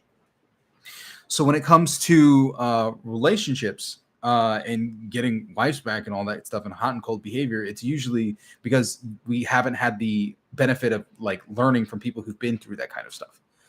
And that's why we seek mentors of people who've been through something similar to what we've had, so that we can learn how from their mistakes and how to make things work really well. So Augustine, getting your SP back. Hot and cold behavior, divorce with your wife, hot and cold behavior, 18 years married, cheating on your part. It's happened. It's happened to a lot of people. That's one thing that happened with me and my partner. Technically speaking, on like both ends. So what do you do to repair the relationship after that? Because it's a difficult subject to talk about. Hot and cold behavior prior to that kind of stuff happening, it's usually heavily based in resentment, right? If your partner is being negligent or resentful, that resentment typically builds over time. So one of the reasons why people end up cheating is because they're not receiving something out of their relationship with their partner. It may be emotional closeness and connection. It may be physical intimacy that you're no longer getting with your partner, or just feeling good about yourself in general. And that usually stems from resentment that is built up over time between the two people that hasn't been resolved, from like small little slights to problems and arguments, things that just haven't been resolved over time. And when you're resentful of your partner, that resentment comes through in like how you communicate and how you act and how you talk with those people. It gets repressed, and it shows up in like questions and actions that you take, or lack of actions, because resentment like begets additional resentment. So for instance, this was an example of what I had to do with me and my partner, like resentment, angry about a whole bunch of stuff, and then looking at the trash, hadn't thrown out the trash. So what she would do is she would come to me and nag and be like, you don't throw out the trash, you're not throwing, you don't care about this, like I'm pregnant and it makes me barf and making me gag and all this stuff. And as she's nagging at me, putting down like, oh, you don't take care of anything, you don't do any of this stuff, that, even though it's a valid problem and a valid issue, that those statements, the things that she's saying from her anger, ended up becoming things that added to my list of resentments. What's up, Steve? Welcome. How you doing? So that got added to the list of resentments. It's like each dig. Ow, ow, ow, ow, ow, ow, ow, ow, ow, ow, ow. Those resentments build. So how does a person respond when somebody's yelling at them and saying like all that negative stuff? You don't feel like you want to do that stuff for that person. So because you don't feel like taking up the trash, because now you're resentful and angry at this person, it's going to come across in your behavior like you're not doing the trash, or you're doing something to piss that person off. Why? Because naturally you're just like, I can't stand what you said. Yeah, I'm not surprised that you've been there before, ego, because most people have. It's a natural thing that happens in relationships. And because you're resentful now, that person, and this would happen, like she'd be like, oh, my feet hurt. And I'd be like, oh, you want me to? I know what you want. I know you want me to rub your feet. But now emotionally, I can't bring myself to do that because I'm mad at you for what you did earlier. And now because I don't rub your feet, now you have another thing on the list that adds to the freaking. I'm glad you've been doing great. Oh, you got over your ex. That's what's up. And moving on. Super proud of you, Steve, man. No longer mad. Hey, everybody, let's give a round of applause. Let's give some clapping emojis to our boy Steve over there. This man's healing out here. I love it. Congrats, Steve. Oh man. And healing is the answer and the solution to the problem. We're giving you claps. I'm super proud of you. When you're in that relationship and that experience, those resentments build, and each person is 100% justified from their point of view, because it's like, I'm mad at you and I'm doing this, or I'm talking with this resentful tone because of all these things that you did. But because you're talking to that person with the resentful tone, or saying that thing, or not doing that thing, or doing what you're doing, which is pissing them off, you're giving them additional reasons to be resentful. And over time, that resentment and that cycle of anger just builds to the point where you don't want to initiate intimacy together. Because I don't want to make you happy and feel good because I'm pissed at you. That's how the girl or the guy, the girl will be like, I don't want to have sex with you. I'm mad at you right now. I'm not emotionally connected because I'm angry with you. And now, because there's no physical intimacy, or she's so resentful that she just consistently talking or communicating in a way that communicates that level of resentment, whether she's saying it out loud, it may not even be said out loud. It may be her freaking tone, or nonverbal, where she's just like rolling her eyes all the time and like putting them down. That becomes a huge issue to the point where the guy doesn't feel cared for good enough because she's constantly putting him down. So what does a guy do? The guy usually ends up going to find a girl that believes that he's good enough. And this may be in the form of an emotional affair or a physical affair.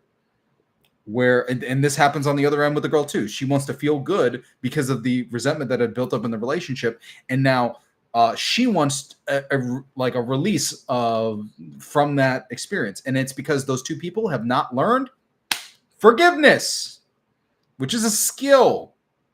Conflict resolution and forgiveness.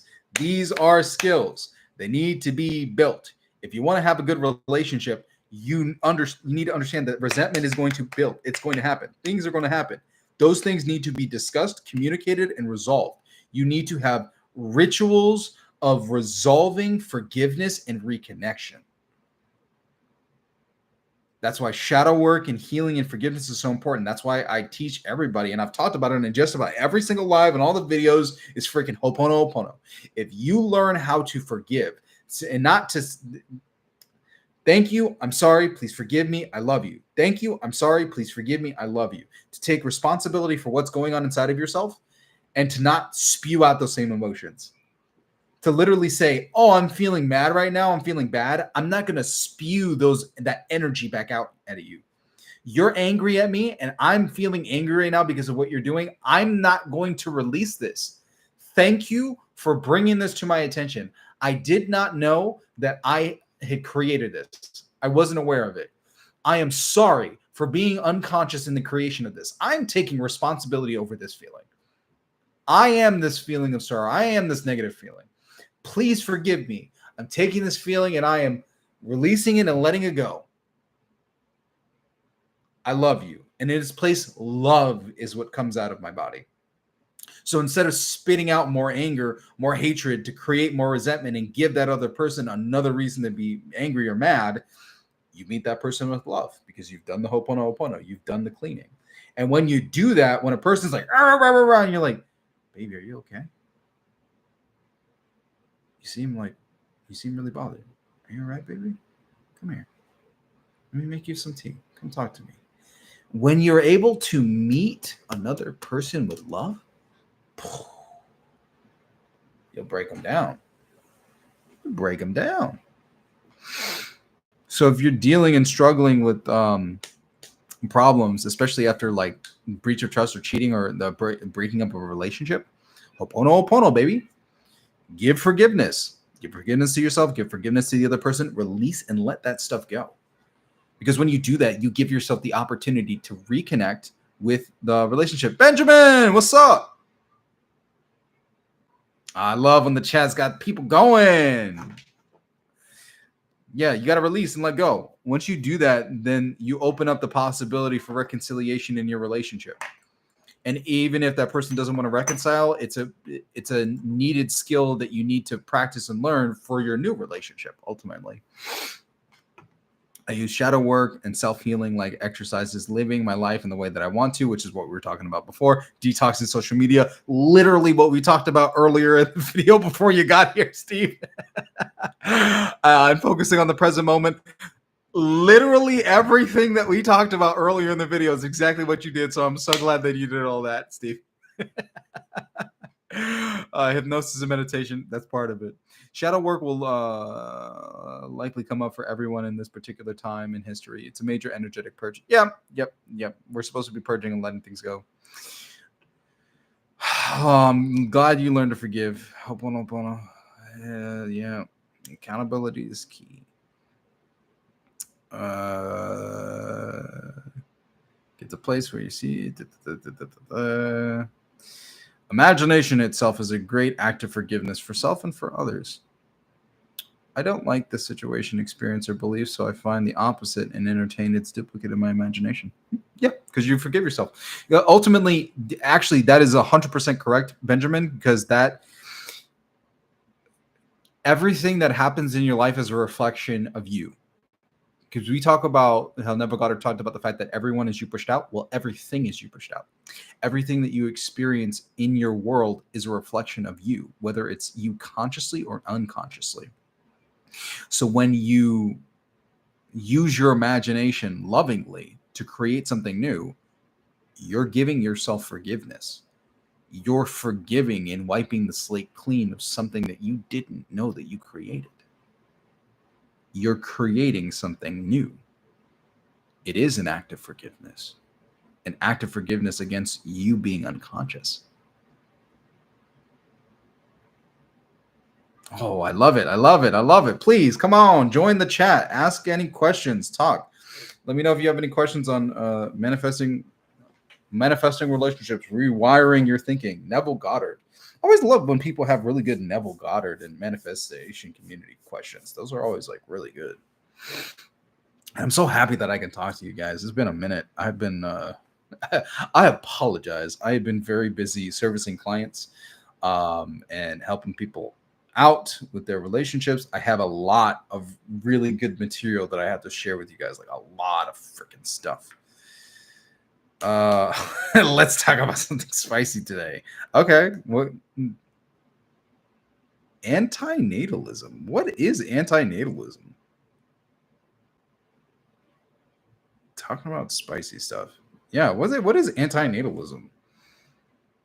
I believe I've heard of it before, but I want to know more about it. I can search it up, but I want to know what you guys think about it. Well, like, what is that? It takes time to heal. Yeah. So I'll wait for you to answer that, Steve. I wanted to revise a serious breakup, which included police and DHR, damages and everything. Whew, okay. What are some affirmations? It's been hurting me so bad and causing me so much trauma. Could you please give some affirmations for this? Okay. First things first is to ask, what do you want to do? What's the revision? That's first thing, most important. What is a revision? Because some of the times revision may not necessarily be the answer. Some of the times we create certain things so that we use it as a solution. As a solution or something that's meant to change us so that we create more of what we want. So, like, for instance, awful stuff. There's been terrible things that have happened for me and to me. Terrible, terrible things. But I leverage those things and use them to my benefit. And I've been using them to connect with other people and to transform people's lives. Like, for instance, what happened between me and my partner, about to be the mother of my second child. We have 2 kids, soon to be 2 kids in October. It was awful. It was terrible. But going through that experience, I don't want to revise it. I've extracted new meaning and created a new feeling around it so I don't feel as bad. I feel good about it because I extracted the value out of the experience and I don't have the same emotional charge that I did at the moment. But I can talk about it and I've used it. The reason why this YouTube channel exists is because I transmuted a terrible, terrible experience into something that was beneficial for other people. So sometimes it's not necessarily about revision, but about extraction of value of what has happened in our life so that we can extract the valuable lesson and then move forward to experience something, wonderful and amazing. I want to revise the entire day. Why? Do you want to revise it or do you want to extract the value? Because everything that happens to us for a reason, and we can extract an equivalent value of what happened during that day. Awesome. Thanks for being here, Andrea. What did you manifest, Ryan? I manifested a laptop, sketchbook, money, food. Wow. Okay. Food. No, it takes a lot of time depending on the timing. I do believe in divine timing somewhat. I usually got what I needed. Yeah, you'll always state the phrase that I always get everything I need at the exact perfect timing. The divine is never late. Everything always shows up in the perfect timing. It is wonderful and amazing, and all my needs are met. One of my favorite affirmations is, I'm now writing in my subconscious, and it's from Joseph Murphy. It's from one of his wealth lectures. I'm now writing in my subconscious mind the idea of God's. And I'll say it exactly like him because this is how deep I have the affirmation down. I'm now writing in my subconscious mind the idea of God's will. God is the source of my supply. When I know that God is the life principle within me, and I know I'm alive, and all my needs are met at every moment of time in point of space. God's will flows freely, joyously, and ceaselessly in my experience, and I give thanks for God's riches forever circulating in my experience. One of my favorite ones. So whenever you need anything, that's a really good one. I'm now writing in my subconscious mind the idea of God's will. God is the source of my supply. When I know that God is the life principle within me, and I know I'm alive, and all my needs are met at every moment of time in point of space. God's will flows freely, joyously, and ceaselessly into my experience, and I give thanks for God's riches forever circulating in my experience. Oh, yeah. I'm glad that you do that when you do your ice bath, Benjamin. Yeah, you can't help it. Once you hear it a couple times, you can't help but say it in his voice. I'm now writing in my subconscious mind the idea of God's will. God is the source of my supply. When I know that God is the life principle within me, and I know I'm alive, and all my needs are met at every moment of time in point of space. God's will flows freely, joyously, and ceaselessly into my experience. And I give thanks for God's riches forever circulating in my experience. Thank you, ego. Okay. Antinatalism is like the thing about bringing conscious being into existence without consent. Huh. I don't want to put stuff at the what are your thoughts on it? I'm not actually an anti-natalist. I'm a mix of both natalist and anti-natalism. So here's the interesting thing. I think both happen. So there are different realms of living and experiencing, and there are certain people who are here who wanted to be here, and other ones who did not want to be here, who are stuck. And that's part of like why we have the whole concept of samsara or and reincarnation, because some spirits or some beings kind of get recycled and sent back here, even though they don't really want to be here. So there are people who are here under their own, of their own will and volition, and then other people who are just kind of like stuffed in here from the other side. So there's a little bit of both going on.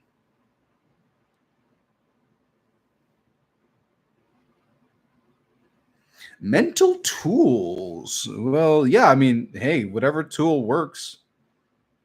Yeah, whatever tool works. I mean, all of it is just based on how do you ultimately manipulate your own consciousness. Um, because it's this divine energy that flows through us, and whatever symbol, process, or method or tool that you use is ultimately you just learning how to manipulate your huge conscious energy.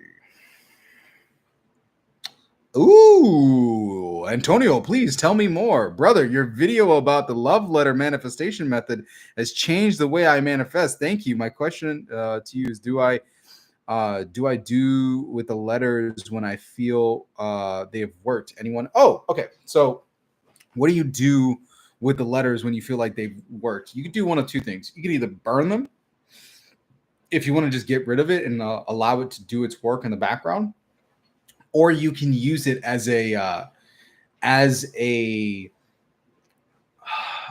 want to say like a totem, like an energy like focusing device, because when you keep something up, you can take them and you can put them up if you can, and they'll have like a profound effect on your consciousness, because every time you look at it, I talked about it in the video, is like when you have it up on the wall, it like focuses it and tunes you in depending on like how you're looking at it when you're watching it, because it allows you to angle yourself properly. Like if you see a certain thing that was written, like the love letter, you're looking at it and you're like, wow, I am loved, I am cared about, and it can powerfully tune you back in.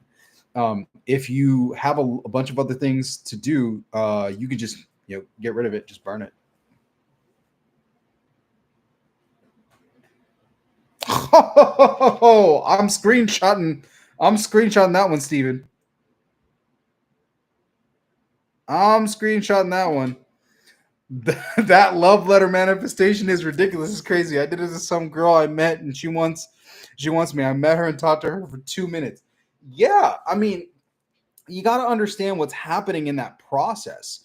When you're doing something like that, you're using your energy and you're directing it back to yourself in a particular way. And when you look at yourself, like, think of it like this. This is good. This is really good. I've never talked about this, because this is why I love talking to you guys on lives. I think about things that I've never discussed before. So this is the same thing that happens when girls hang around other girls' boyfriends or husbands.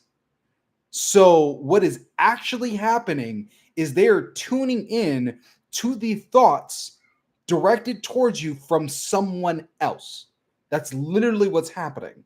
So part of the reason why it's like mate selection, where mate pre-selection, where girls are looking at other girls who are into a guy, they're quite literally tuning in to the thoughts and emotions that these girls feel for that one person. So, and for certain guys, it'll actually end up hitting a critical mass. So for a lot of instances in like groups, if you're a guy and you're in a relationship, other girls are going to look at you differently because they're picking up on the thought patterns of the other girl that is into you. So they're experiencing like what this girl like looks at you and feels. The critical mass thing happens for like celebrities, where a bunch of girls, their thoughts are focused in this particular direction at this person, and other girls are tuning into it. So one really good example is the streamer Duke Dennis. Duke Dennis, so many girls have a particular way of feeling about him that before they even meet them, they're thinking of him in that way, because they're picking up on the thoughts of other women. They've literally heard other women talk, and even if they haven't heard other women talk, they feel and pick up on the same vibe. And he feeds off of it, which is part of what reinforces the identity. When you embody that identity and other people reflect it back to you, it becomes stronger and stronger. So for me, I know for a fact that I really attractive, especially when I get like super into it. Oh my god! And I've done that since I was in high school. Like that was really easy. Every girl that I wanted had no problem getting, no problem at all. And part of it was because I just believed that I was really like, I was it. I was. So when we do the love letter method, what you're doing is you're actually creating those mental patterns. You're sending out those signals to you of love, of attraction, of all these wonderful, amazing qualities about you. So when you put out those qualities and you put out those thoughts and those feelings, the other person picks up on it powerfully, and they reflect it back to you.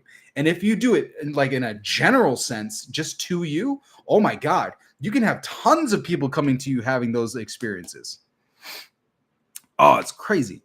I'm glad that you kept yours as totem. And to myself, yeah, it's proof of my work. Doubt creeps in. I remember the work I did and the faith I had. Yeah, it doesn't come back to you void. That's not how the universe works. The universe is based on cause and effect. Most of the time when people think that there's something that's random, it's usually just ignorance of the cause. But the universe works on cause and effect. There's always a cause to an effect. If something happens, there's a reason why it happened.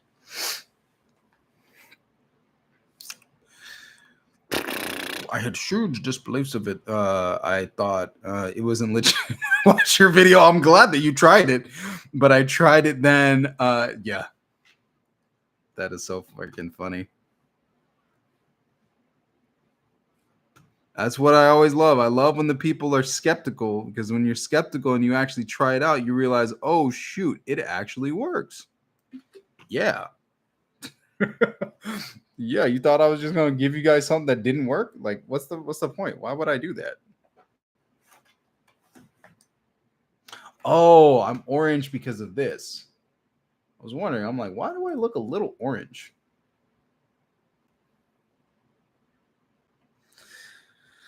Let me lose the letter tomorrow, and that's it. The letter isn't a powerful implication. The implication is, yeah, the implication is what's important. And it came from within the self. Things can be lost in the world, but never in the self and the inner man. Oh, that's so beautifully said, Benjamin. Beautifully said. Mwah, mwah. Beautiful. I personally don't use it since then. I don't know the limits to it. I deleted that. So you can use it in any area. It's just a matter of powerfully sending energy back to yourself. So whenever you use it, you're just creating the thought process that you want others to have, instead of like, okay, it's a powerful exercise because you're shifting the perspective, because everyone is you pushed out and we are all the same consciousness. And if you understand that we're all the same consciousness, by shifting the position from you being inside the body to being in another body, looking at yourself, you're powerfully sending the thoughts and emotions to yourself. And you can use this in any given context. I use it in the love letter method for like relationships and like passion and stuff, but you can use it in any given context. You want like clients or bosses to think of you differently, you do the same thing. See yourself from their perspective and flow love to yourself through them.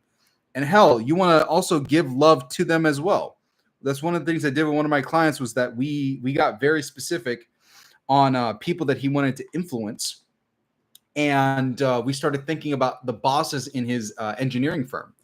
And at first he wanted to just focus on like his specific person, but I'm like, that's great.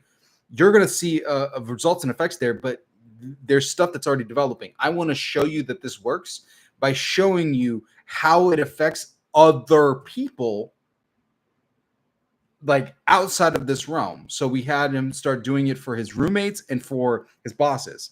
And for his bosses, we started writing about thoughts like, oh my gosh, he's transforming our business. I see him as a future, like I see him as a partner in the business, because we're expanding the business 10x because of him.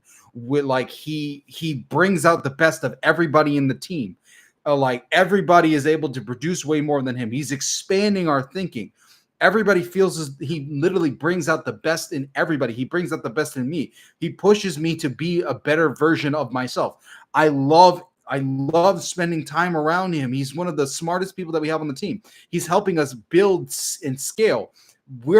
He's responsible for bringing in millions and millions of more into the business. We need him to be a part of it. We do not want him to leave and be a part of another company, because they would want to poach him, because he's just somebody that's that impactful on the bottom line of the business. He's wonderful. He's amazing. He's the type of, he inspires me to be better. And those are the thoughts that we were focusing from them towards him. Very powerful, but also great for them, because they're thinking about and talking about them being better. I'm better at my job. I'm expanding my vision because of this guy. So we were doing that for his job. So you don't have to do it just for relationships and partners. You can do it in business. You can do it in your career. You can do it with friendships. But the most powerful thing is where you think of not only yourself, but you also take some time to think about how, oh, what's up, Cash? I know I've been good. I've been very busy, but I wanted to make sure to hop on here and start talking to you guys, because I've been gone for like a little over a month. Hell, a little bit longer than that, because the video that I posted was just a TikTok. It was just a TikTok that I posted again. So I wanted to share some stuff with you guys. Yeah, you can use the love letter method for a bunch of stuff. Yes, you do want to use it with like paper and ink. What's my manifestation routine? That's a good question, Steve. My manifestation routine. So what I do if I want to create something new is, number one, I do just core meditation. So I have really old pamphlet I got from a buddy back in college. He got this in India. He lived in India, Pondicherry, actually. Suraj, my buddy Suraj from the University of Miami. Taught me a lot. Really good friend. Really good friend that really believed in me. Really awesome guy. And this meditation is probably the most powerful meditation that I have ever learned in my life. I've never had a meditation that has been as powerful as this Sushhamna Nadi meditations. Sushhamna Nadi meditation, which involves holding your fingers together like this, putting it down, sitting in half lotus or full lotus position, and doing the Om kara, Om, but properly broken into the three sounds together. Om, followed by 14 breaths in and out with the bhava, or feeling of breathing in. Good godly qualities of love, selflessness, care, good thoughts, good emotions, and action, and breathing out negative qualities, laziness, bad health, anything negative. So feeling 14 deep breaths, breathing in the good, breathing out the bad. And then afterwards, focusing on the space between the eyebrows, right here. And then just doing that, eyes closed, focusing on that space between the eyebrows. I'm explaining it. I'm simplifying it. That's essentially the meditation itself, the most powerful and potent meditation. And then sit there, breathing, focusing on that space. It'll actually, if you do the breathing portion properly, it'll accelerate your experience of going into the thoughtless state.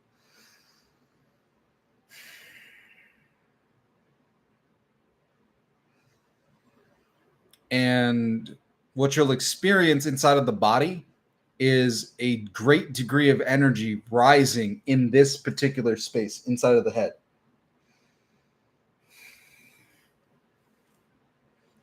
And if you're over, what was it, like 21 years old, the goal is to meditate for about 49 minutes.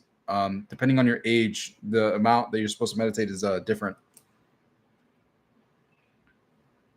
Yeah, I just haven't made a video on it because I'm like, how am I supposed to describe it to people? I've been gatekeeping. I've been telling like my coaching clients about it, but it's literally the most powerful meditation that I've experienced, because you actually can experience the thoughtless state. Just like Joe Dispenza talking about the not being the body, this is the experience of focusing all of the body's energy here at this given space, and it fills your body with this intense state of calm and bliss. Now, from doing this, after doing that, emotionally, so good. Throughout the entire day, nothing bothers you. And it's much easier to do right words and right action after that point, because you have so much energy available here that you can direct in any of those areas of your life. So I found it much easier to break bad habits, to be very conscious about my words and my actions, and ultimately feel good. Yes, you feel high. It's amazing. And that's why I've gotten so good at that meditation that I was able to do meditations for like 3-4 hours, sometimes up to 5 hours, just sitting there. And it's not like I'm just sitting there. I'm in like the utmost joy and bliss.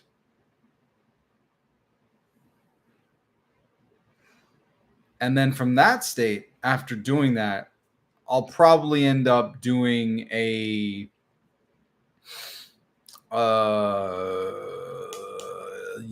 might do the gateway experience, specifically 1 month patterning. That's one of the things I use quite a bit. The gateway experience is great. The gateway tapes. So I set out a bigger pattern at an earlier point in the day. I usually will do like an energy meditation related to what I want at that given time in the earlier part of the day. Similar to like a Joe Dispenza, where I'm just expanding myself to feel and experience this kind of abundance and joy. And then I'll create images related to this, like people booking sessions. And matter of fact, after doing, I have not released a video in over a month. And after doing that stuff, I got people booking. Somebody booked a session earlier today after I did that stuff. So I'll imagine sessions getting booked. I'll imagine conversations. I'll imagine cash in the bank. I'll imagine seeing the numbers in my bank account go up. I'll imagine all of that stuff. And then through the act of doing that, I'll probably do something like listen to Elmar O'Locker, one of his meditations at night, or do a sat scene if I'm feeling like it. And throughout the day, I might throw on like a subliminal. Subliminals are good because they work very subtly, but they do have a deep impact on like your consciousness and your mind. A lot of people are just unaware of how the subliminals like show up in their lives, but subliminals are really freaking good. Like I really do recommend people to listen to subliminals because they're all based on the same principle. It's consciousness and the word and vibration. So by listening to subliminals, you're soaking in the words and the vibration of a particular reality. And because your life is a reflection of the vibrations that you let into your body, it's going to show up in your life. So yeah, just be mindful of whatever subliminals that you're watching. Your own subliminals are probably going to be your own subliminals are going to be the most effective. That's a great question, Cash. Your own subliminals are going to be the most effective because you're using your own voice. Your voice has the power and resonance to change your consciousness more than any other person's voice. And you can get hyper specific on the things that you want. So creating your own subliminals are going to be far more effective than anything else, because it's literally you using your own vibration and looping it to create the changes that you want.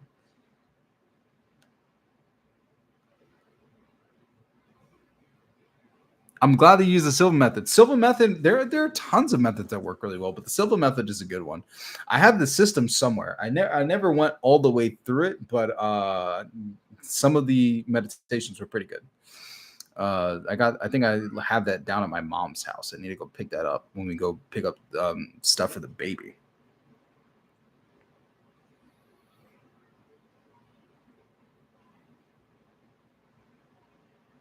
If you've gotten close to the thoughtless state, Cash, and you've fallen asleep, you gotta start meditating sitting up. Like if you do a meditation sitting up, then you're not gonna fall asleep as easily. So it'll help you get to and maintain the thoughtless state. It's really good.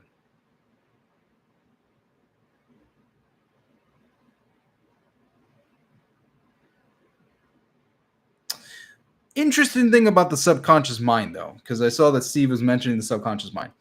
Interesting thing about the subconscious mind, and I think I've talked about it before in lives and other videos, is that I have the belief that the subconscious mind is like the letter. Think of the letter I, like a lowercase letter I, zoop, boop, with the little circle on top.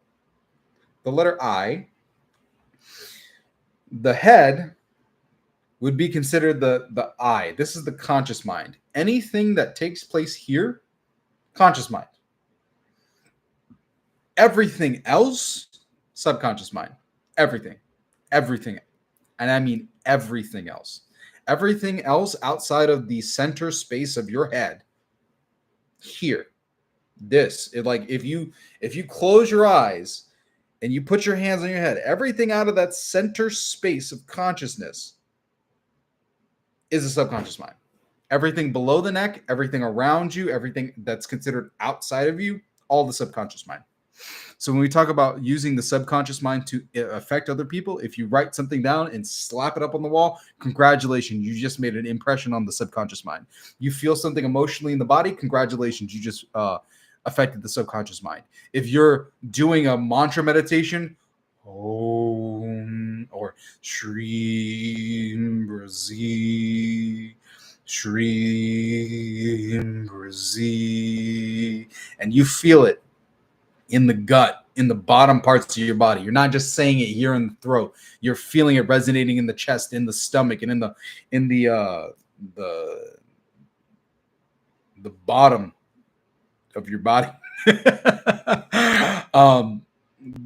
If you're feeling it there, that's an impression on the subconscious mind. All of it is the subconscious mind. All of it. Yes, you're already in Barbados. What's up, John Cava? All right. Does anybody else have any questions? Ask them in the chat. Ask away in the chat. What are your other questions on relationships and manifestation? It's part of why I'm here.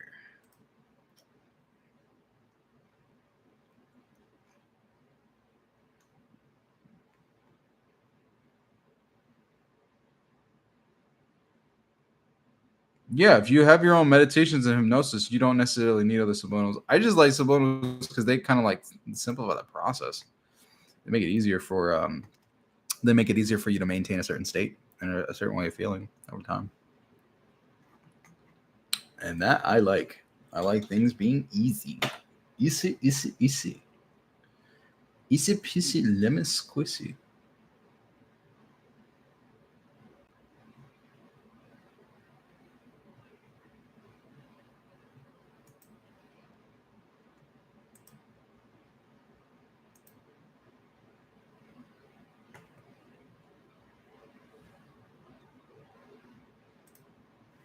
All right. Should you practice manifestation methods even when you're feeling anxious or have doubt? Sometimes I feel like detachment is hard because I care so much about outcomes. Antonio, good question. Go outside. Go outside. If you're having an experience where you are like not feeling good and you're anxious or anything like that, go outside. Go on a walk. People are not spending time being in their bodies. If you're anxious, most of the time it's because you are sitting around, you are not experiencing or being inside of your physical body. You're not paying attention to your emotions. So getting physical, getting movement is super important. So like if I like, matter of fact, it happened yesterday. I was feeling I had like an anxious feeling coming up. I was like, ooh, this is like a feeling of discomfort. And I was like, oh, immediately get up, got up, went on a walk, because I knew I needed to change my state. I needed to change my space if I wanted to feel better. So I wasn't going to just sit there feeling bad. I went and did something about it. This is also why I recommend like Ho'oponopono and the EFT tapping. Even though I feel this way, I love and accept myself. Even though I feel this way, I love and accept myself. Even though I feel this way, I love and accept myself. Even though I feel this way, I love and accept myself. Even though I feel this way, I love and accept myself. Even though I feel this way, I love and accept myself. Even though I feel this way, I love and accept myself. Even though I feel this way, I love and accept myself. Even though I feel this way, I love and accept myself. Even though I feel this way, I love and accept myself. Tapping works wonders to release negative emotions like anxiety or anything like that. The Ho'oponopono works really well. Using those tools to process and release those emotions, because a lot of the times we kind of like suppress them and push them to the side. Nah, do something about it. Like get it out of your body. Release it from your nervous system. It's coming up for a reason. And if you're able to release those emotions, then the thoughts that are connected to those emotions, they lose their power. They don't exist, because your thoughts have to be attached to a certain emotion. You can either manipulate the thoughts or manipulate the emotion. If you do tapping or Ho'oponopono, you manipulate the emotion directly. Thoughts can't exist without the energy of the emotion. It's kind of like having a computer. The files can be on the computer, but if you unplug the computer, guess what? The files are not going to come up. The video and the audio that's on that hard drive is not going to show up unless the energy's there. So if you tap or do Ho'oponopono, you pull the plug on the energy, files can't be accessed. So if you do that, then you move yourself into a neutral state. And then from that neutral state, that's when you can do the manifestation work. If you want other processes, I would actually suggest grabbing a copy of Esther Hicks' book, Ask and It Is Given. Fabulous book. It goes over the law of attraction, the structure of the universe from a non-physical perspective in the first half of the book. And then the second half of the book is a ton of different exercises that you can use depending on where you are in the emotional guidance scale. So whether you're on the like negative end of like negative emotions, or you're in the positive high end, it has a whole bunch of practices that you can do to get yourself into a good state. One of the things that, Abraham recommends is doing meditation to help if you're in those negative states, to get you back to neutral. But all those other things I talked about are great tools. You could use whatever tool works for you. Just get yourself feeling good, and then you could do the manifestation work. Because the manifestation work is meant to amplify the energy that you're already feeling inside of your body.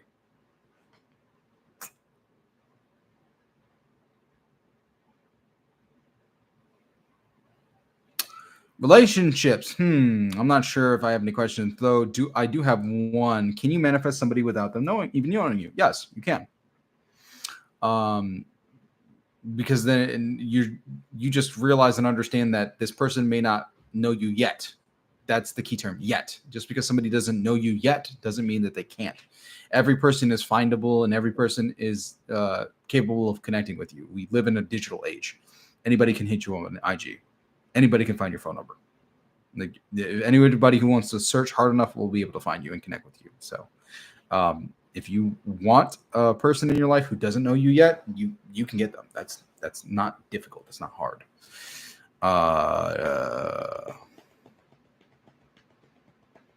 Due to Sadan. Yeah. How do you ride letting go and also living in the wish fulfilled? Oh, that's easy. So when people talk about letting go, what are they talking about letting go?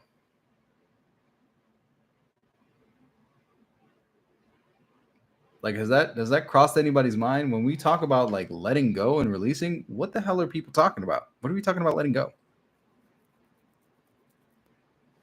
Because when we say that, like, if you don't understand what people are talking about when they say let it go, that vague term, that's gonna like trip you up.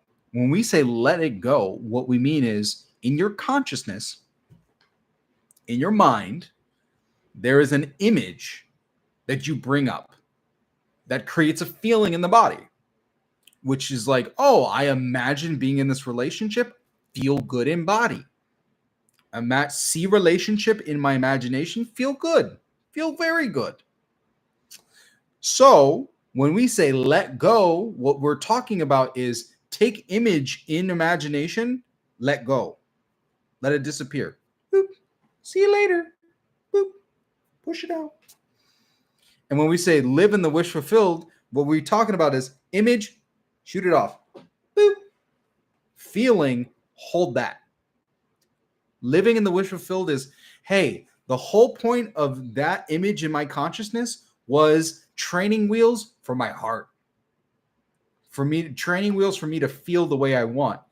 It was a tool to unlock this emotion. Now it's time for me to practice this emotion and continue to maintain the feeling and state of being like I'm already there and hold that identity. That's what we refer to as the wish fulfilled. And what you do is you need to practice spaced repetition, which means that you can also let go of that emotion and bring the emotion back up. So you're learning how to raise yourself to that frequency, kind of like singing a song. Ah! Okay, good. I got the note. All right, let me practice it again. I'm going to take a little bit of time, let my voice rest, and then I'm going to go up and do it again. Ah! Okay, that was pretty good. Let me see. Okay, I need to adjust it. Let me see if I can put a little bit more like breath behind it. Ah! That's what you're doing. Same thing for your relationship. Your relationship is learning how to sing with your heart. Yeah, baby. What'd you make? And what?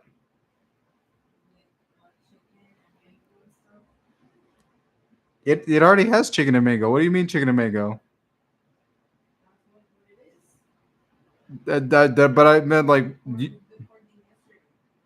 Wait, what? There's another one. I mean, yeah, we want something else with it, baby.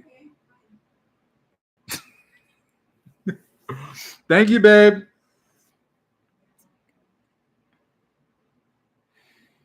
Yeah, EFT tapping works and affirmations do too. Yeah,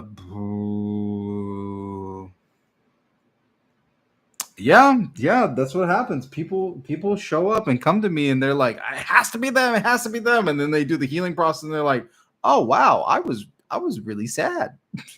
I was really sad and mad. Oh, I'm like, yeah, I know. I'm aware. Brazilian funk. I love Brazilian funk. I love Brazil. Bom. Obrigado.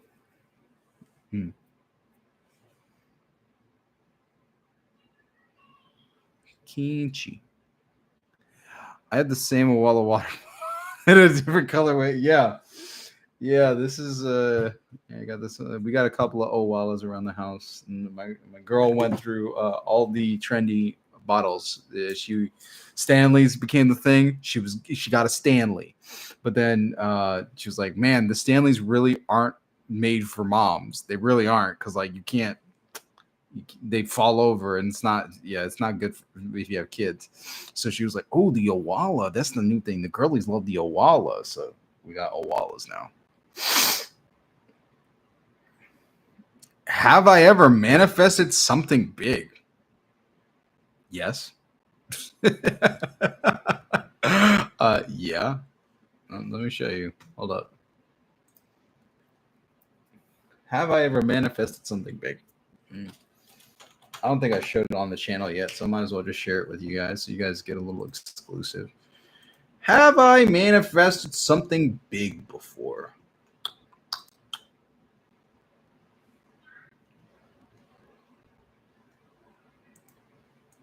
Bomb, bomb, bomb, bomb, bomb, bomb, bomb, bomb. Has Ryan manifested something big before? Brazil was one of them. Where's my? Oh wow.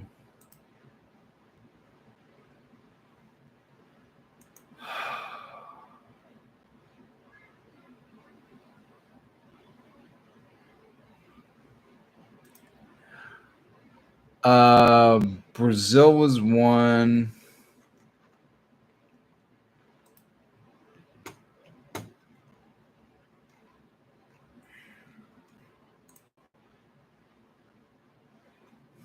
I'll share with you guys my whole trading journey. This was back in 2020. This is when I made a whole bunch of money. Let me show you guys. Oops. What did I just do? Hold up. My connection is unstable. What are you talking about? Connection is unstable. Anyway, trading. So what do I got here? Oh, this is the start of it. So this is the start of my trading account back in like December 2020. I'm trading and I'm at about like $2,182. Not a crazy amount. Decent little trading account. I'm trading options. I'm getting into options and I'm like, okay, look, pre-market, I made $35. The market opens. How much money did I make? I'm trading options, making a couple bucks. I have super fast internet. This should be a lot faster. I'm like, okay, look at this. Yeah, $200, baby, over the course of like a couple minutes, like 2 minutes. I'm like, that's what's up. Oh, 500. Oh, 2,500. I was doing really good that day. When did I close out the position? What was that? First day. I'm like, okay, I'm learning how to do pretty good. It started dropping down. It was at like 235. All right, so that's how I started. Me and Stephanie broke up. I moved back down to South Florida, and these I ended up losing money. So as you saw, I was at like 2,300. I'm like, okay, now I'm losing. Now I'm going back up. I'm like 2,100. Great, great, great. Things are going well. I'm doing good. And just to give you guys an idea of what's about to happen in this whole thing, at the time I had been studying a lot of stuff. I'd been studying trading and options trading. I was in a couple of different communities, and I ended up finding somebody's message in one community. It was really good, really well put together, and I started purchasing positions in this one stock. And my positions, my average cost was at like $13. You guys will remember the name because it was GameStop. My average cost of GameStop was $13. So I was buying stock and options in GameStop. And quickly, this is before everything started going crazy and nuclear. I was like, oh, I just made $1,000. I'm like, oh my God, now I'm making another $500. Yeah, stuff started going crazy very fast. So I took every last dollar that I had and I threw it into my account. I drew the last 3,000, every single dollar that I had from my from one of my last checks that I got from the program that I was running. I threw it in options and in stock. Whoo, buddy. That's when stuff started going crazy. I started going, what is this? What day was this? This was January 19th. So January 19th, I'm going from like 7,800 all the way up to over 8,000, 9,000. This is the same day. This is only like a couple hours, like a couple minutes later. Now I'm up. I'm watching my account go from 7,000 to 12,000. 18,000. Oh, that was the moment where stuff like got crazy for me. I made like $12,000 in the past month. Kept going up.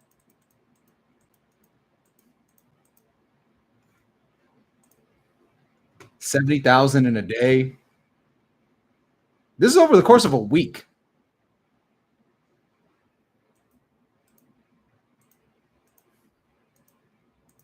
And then oh my God, that was crazy. Oh, going from 82 down to 35,000, down to 102, back down to 32,000, back to 21. Oh my God, the gut wrenching. Back up to 83K. Oh my God, the yo-yo was real. 51K all the way until I ended up riding it over 100K, 114. Peak was 134. So when you ask the question of have I manifested big stuff before? Yeah, totally.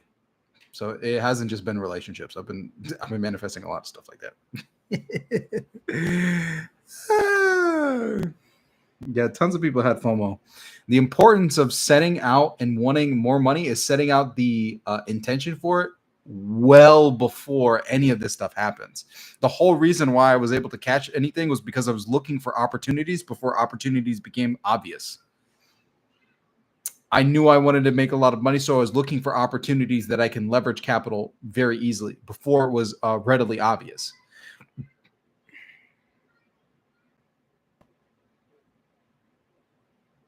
Oh yeah, I've been smoking on relationships this whole time. I kind of stopped for a moment to talk about like money.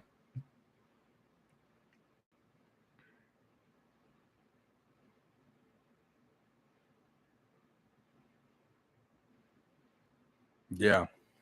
So it's a matter of positioning.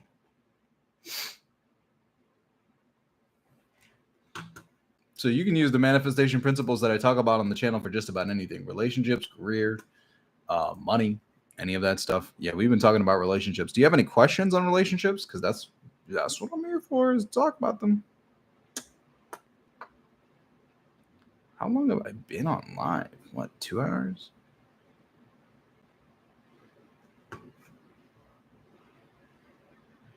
Yeah. So I've manifested big stuff like that before. So quite a few bucks. It's been fun.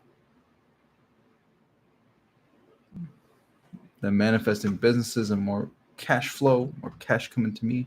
That's always fun.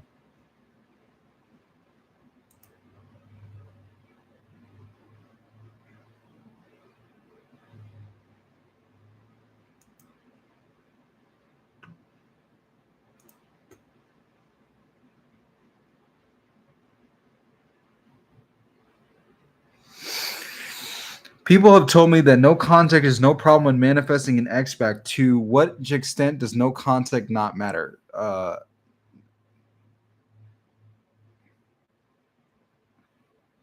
which extent does no contact not matter? No contact is a good thing. Space away from another person gives them the opportunity to imagine, reflect, and to romanticize experiencing with you. They can experience and like imagine what the relationship would be like getting back together with you. If you're there in their face talking to them, they don't get the opportunity to miss you and experience the loss of not having you in their lives. And they also don't get the opportunity to fantasize about you. If you're in no contact, what you're actually doing is giving the person the space, the silence, and the loneliness to experience what it's like to not have you in their lives. And not, it gives them the opportunity to experience the contrast of how other people are around them, so that they can realize, oh wait, yeah, no, this person is somebody that I want to be with. So no contact is a good thing. It gives you the opportunity to let them miss you, and then it also gives you the opportunity to sprint ahead in your life and to improve yourself, so that when the person comes back, they get to come back to see you brand new. Where you can work on your health, you can work on your finances, you can work on like your career, your social circle, like focusing on your dreams and the other things that you really care about. So when the person comes back, you're not the same person, which makes them more curious about what else is in you and where you're going, and they want to be a part of like that journey. So no contact is really good. It's super important, and use it as an opportunity for growth for yourself, and to put out positive intentions about what a relationship would be like with you, so that either them or somebody else would be super excited to want to be with you. It's like, dang, no, this person's amazing. Why? I need to be with them like ASAP. Let's do it, baby.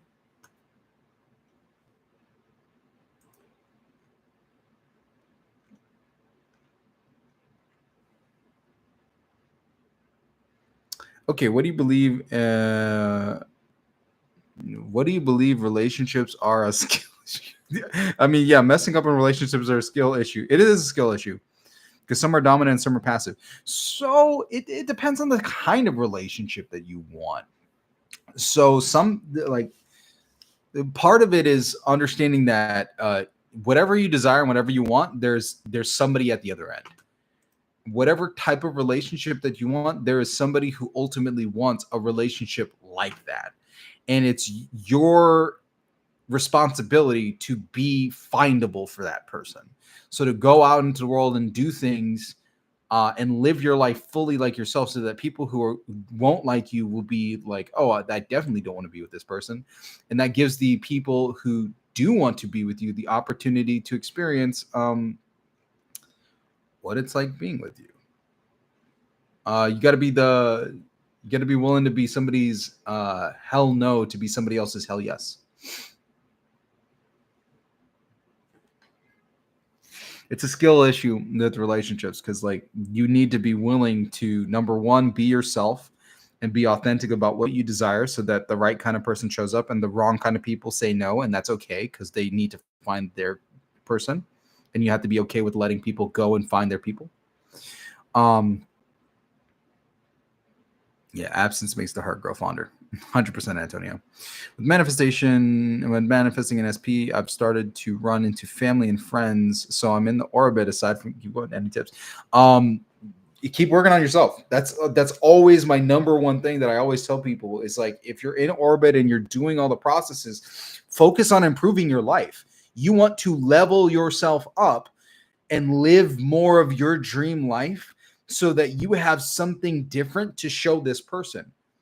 If you want a specific person in your life, you need to be progressing deeper and deeper into your own dreams and making them a reality. So this person understands that you're a creator, that you're not, being with you is not going to look the same. And they're going to want to be a part of that like creator energy. So work on yourself. Whatever your dreams are, whatever they are for your career, your business, your health, and your other relationships outside of your intimate relationship, go do your stuff. Go do that. Go live that life. You want to travel, start traveling. Book a ticket somewhere. My SP is across the country. I have no clue why I'm still trying, but I am. Interesting. Are you hanging out with other people? That's actually a really good question. Are you hanging out with other people? Are you giving other people a chance and opportunity? Are you connecting? Fried green tomato, house ramalade.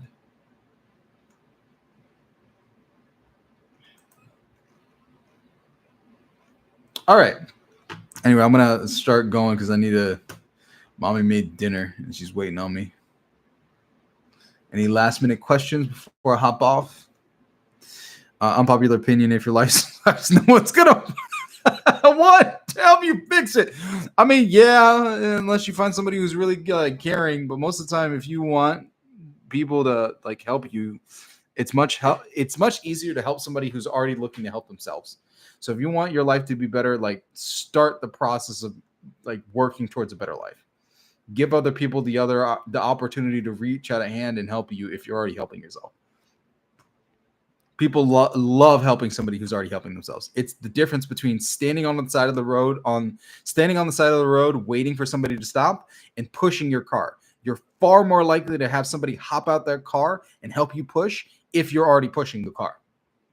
Because people want to help people who are already doing stuff.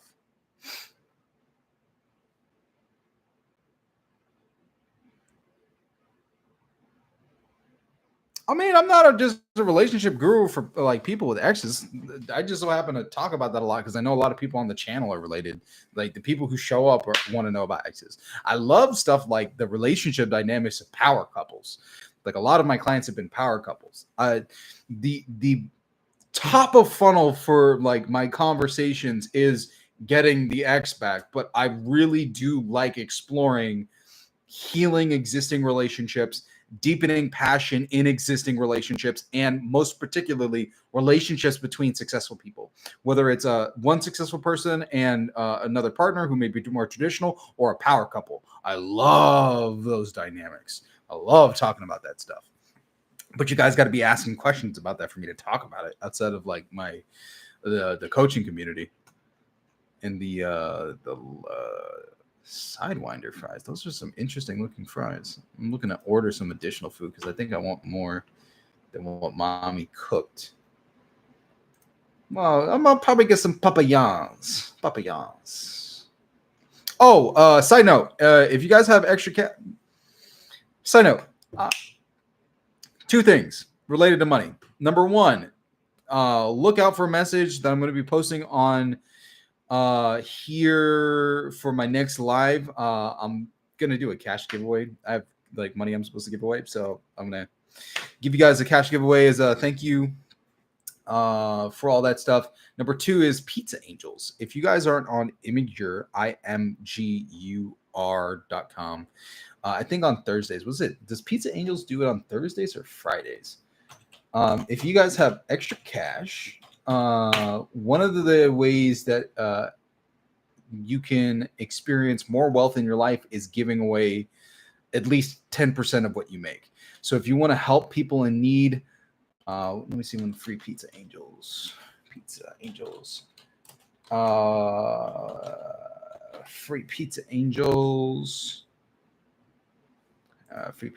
There's a group on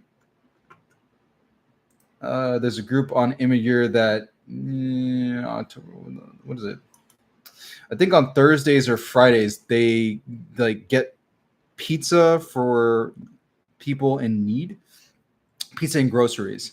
It's weekly. I would definitely suggest checking it out. Just search up Free Pizza Angels, and the post will go up at some point, like in the afternoon. So you can check tomorrow. When's the last Pizza Angels?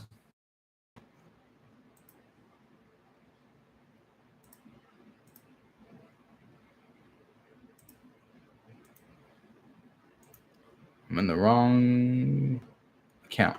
Anyway, I would suggest that because that's always a really cool thing.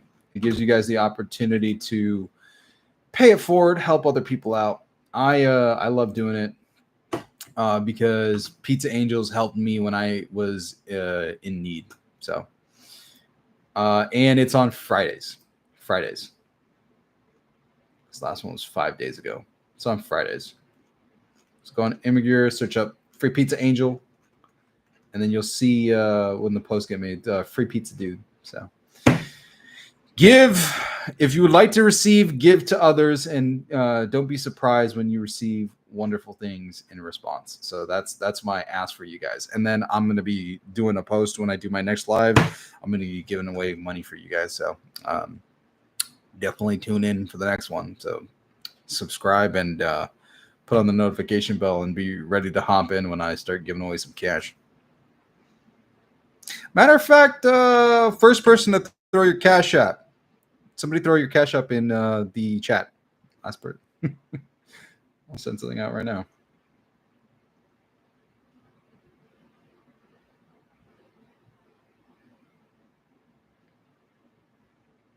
Y'all being slow with this. Like, first person to throw your cash up in there, you get cash. Thank you for being part of the live and being in here. Oh, of course it's you, Ego. There we go. All right, 5. All right.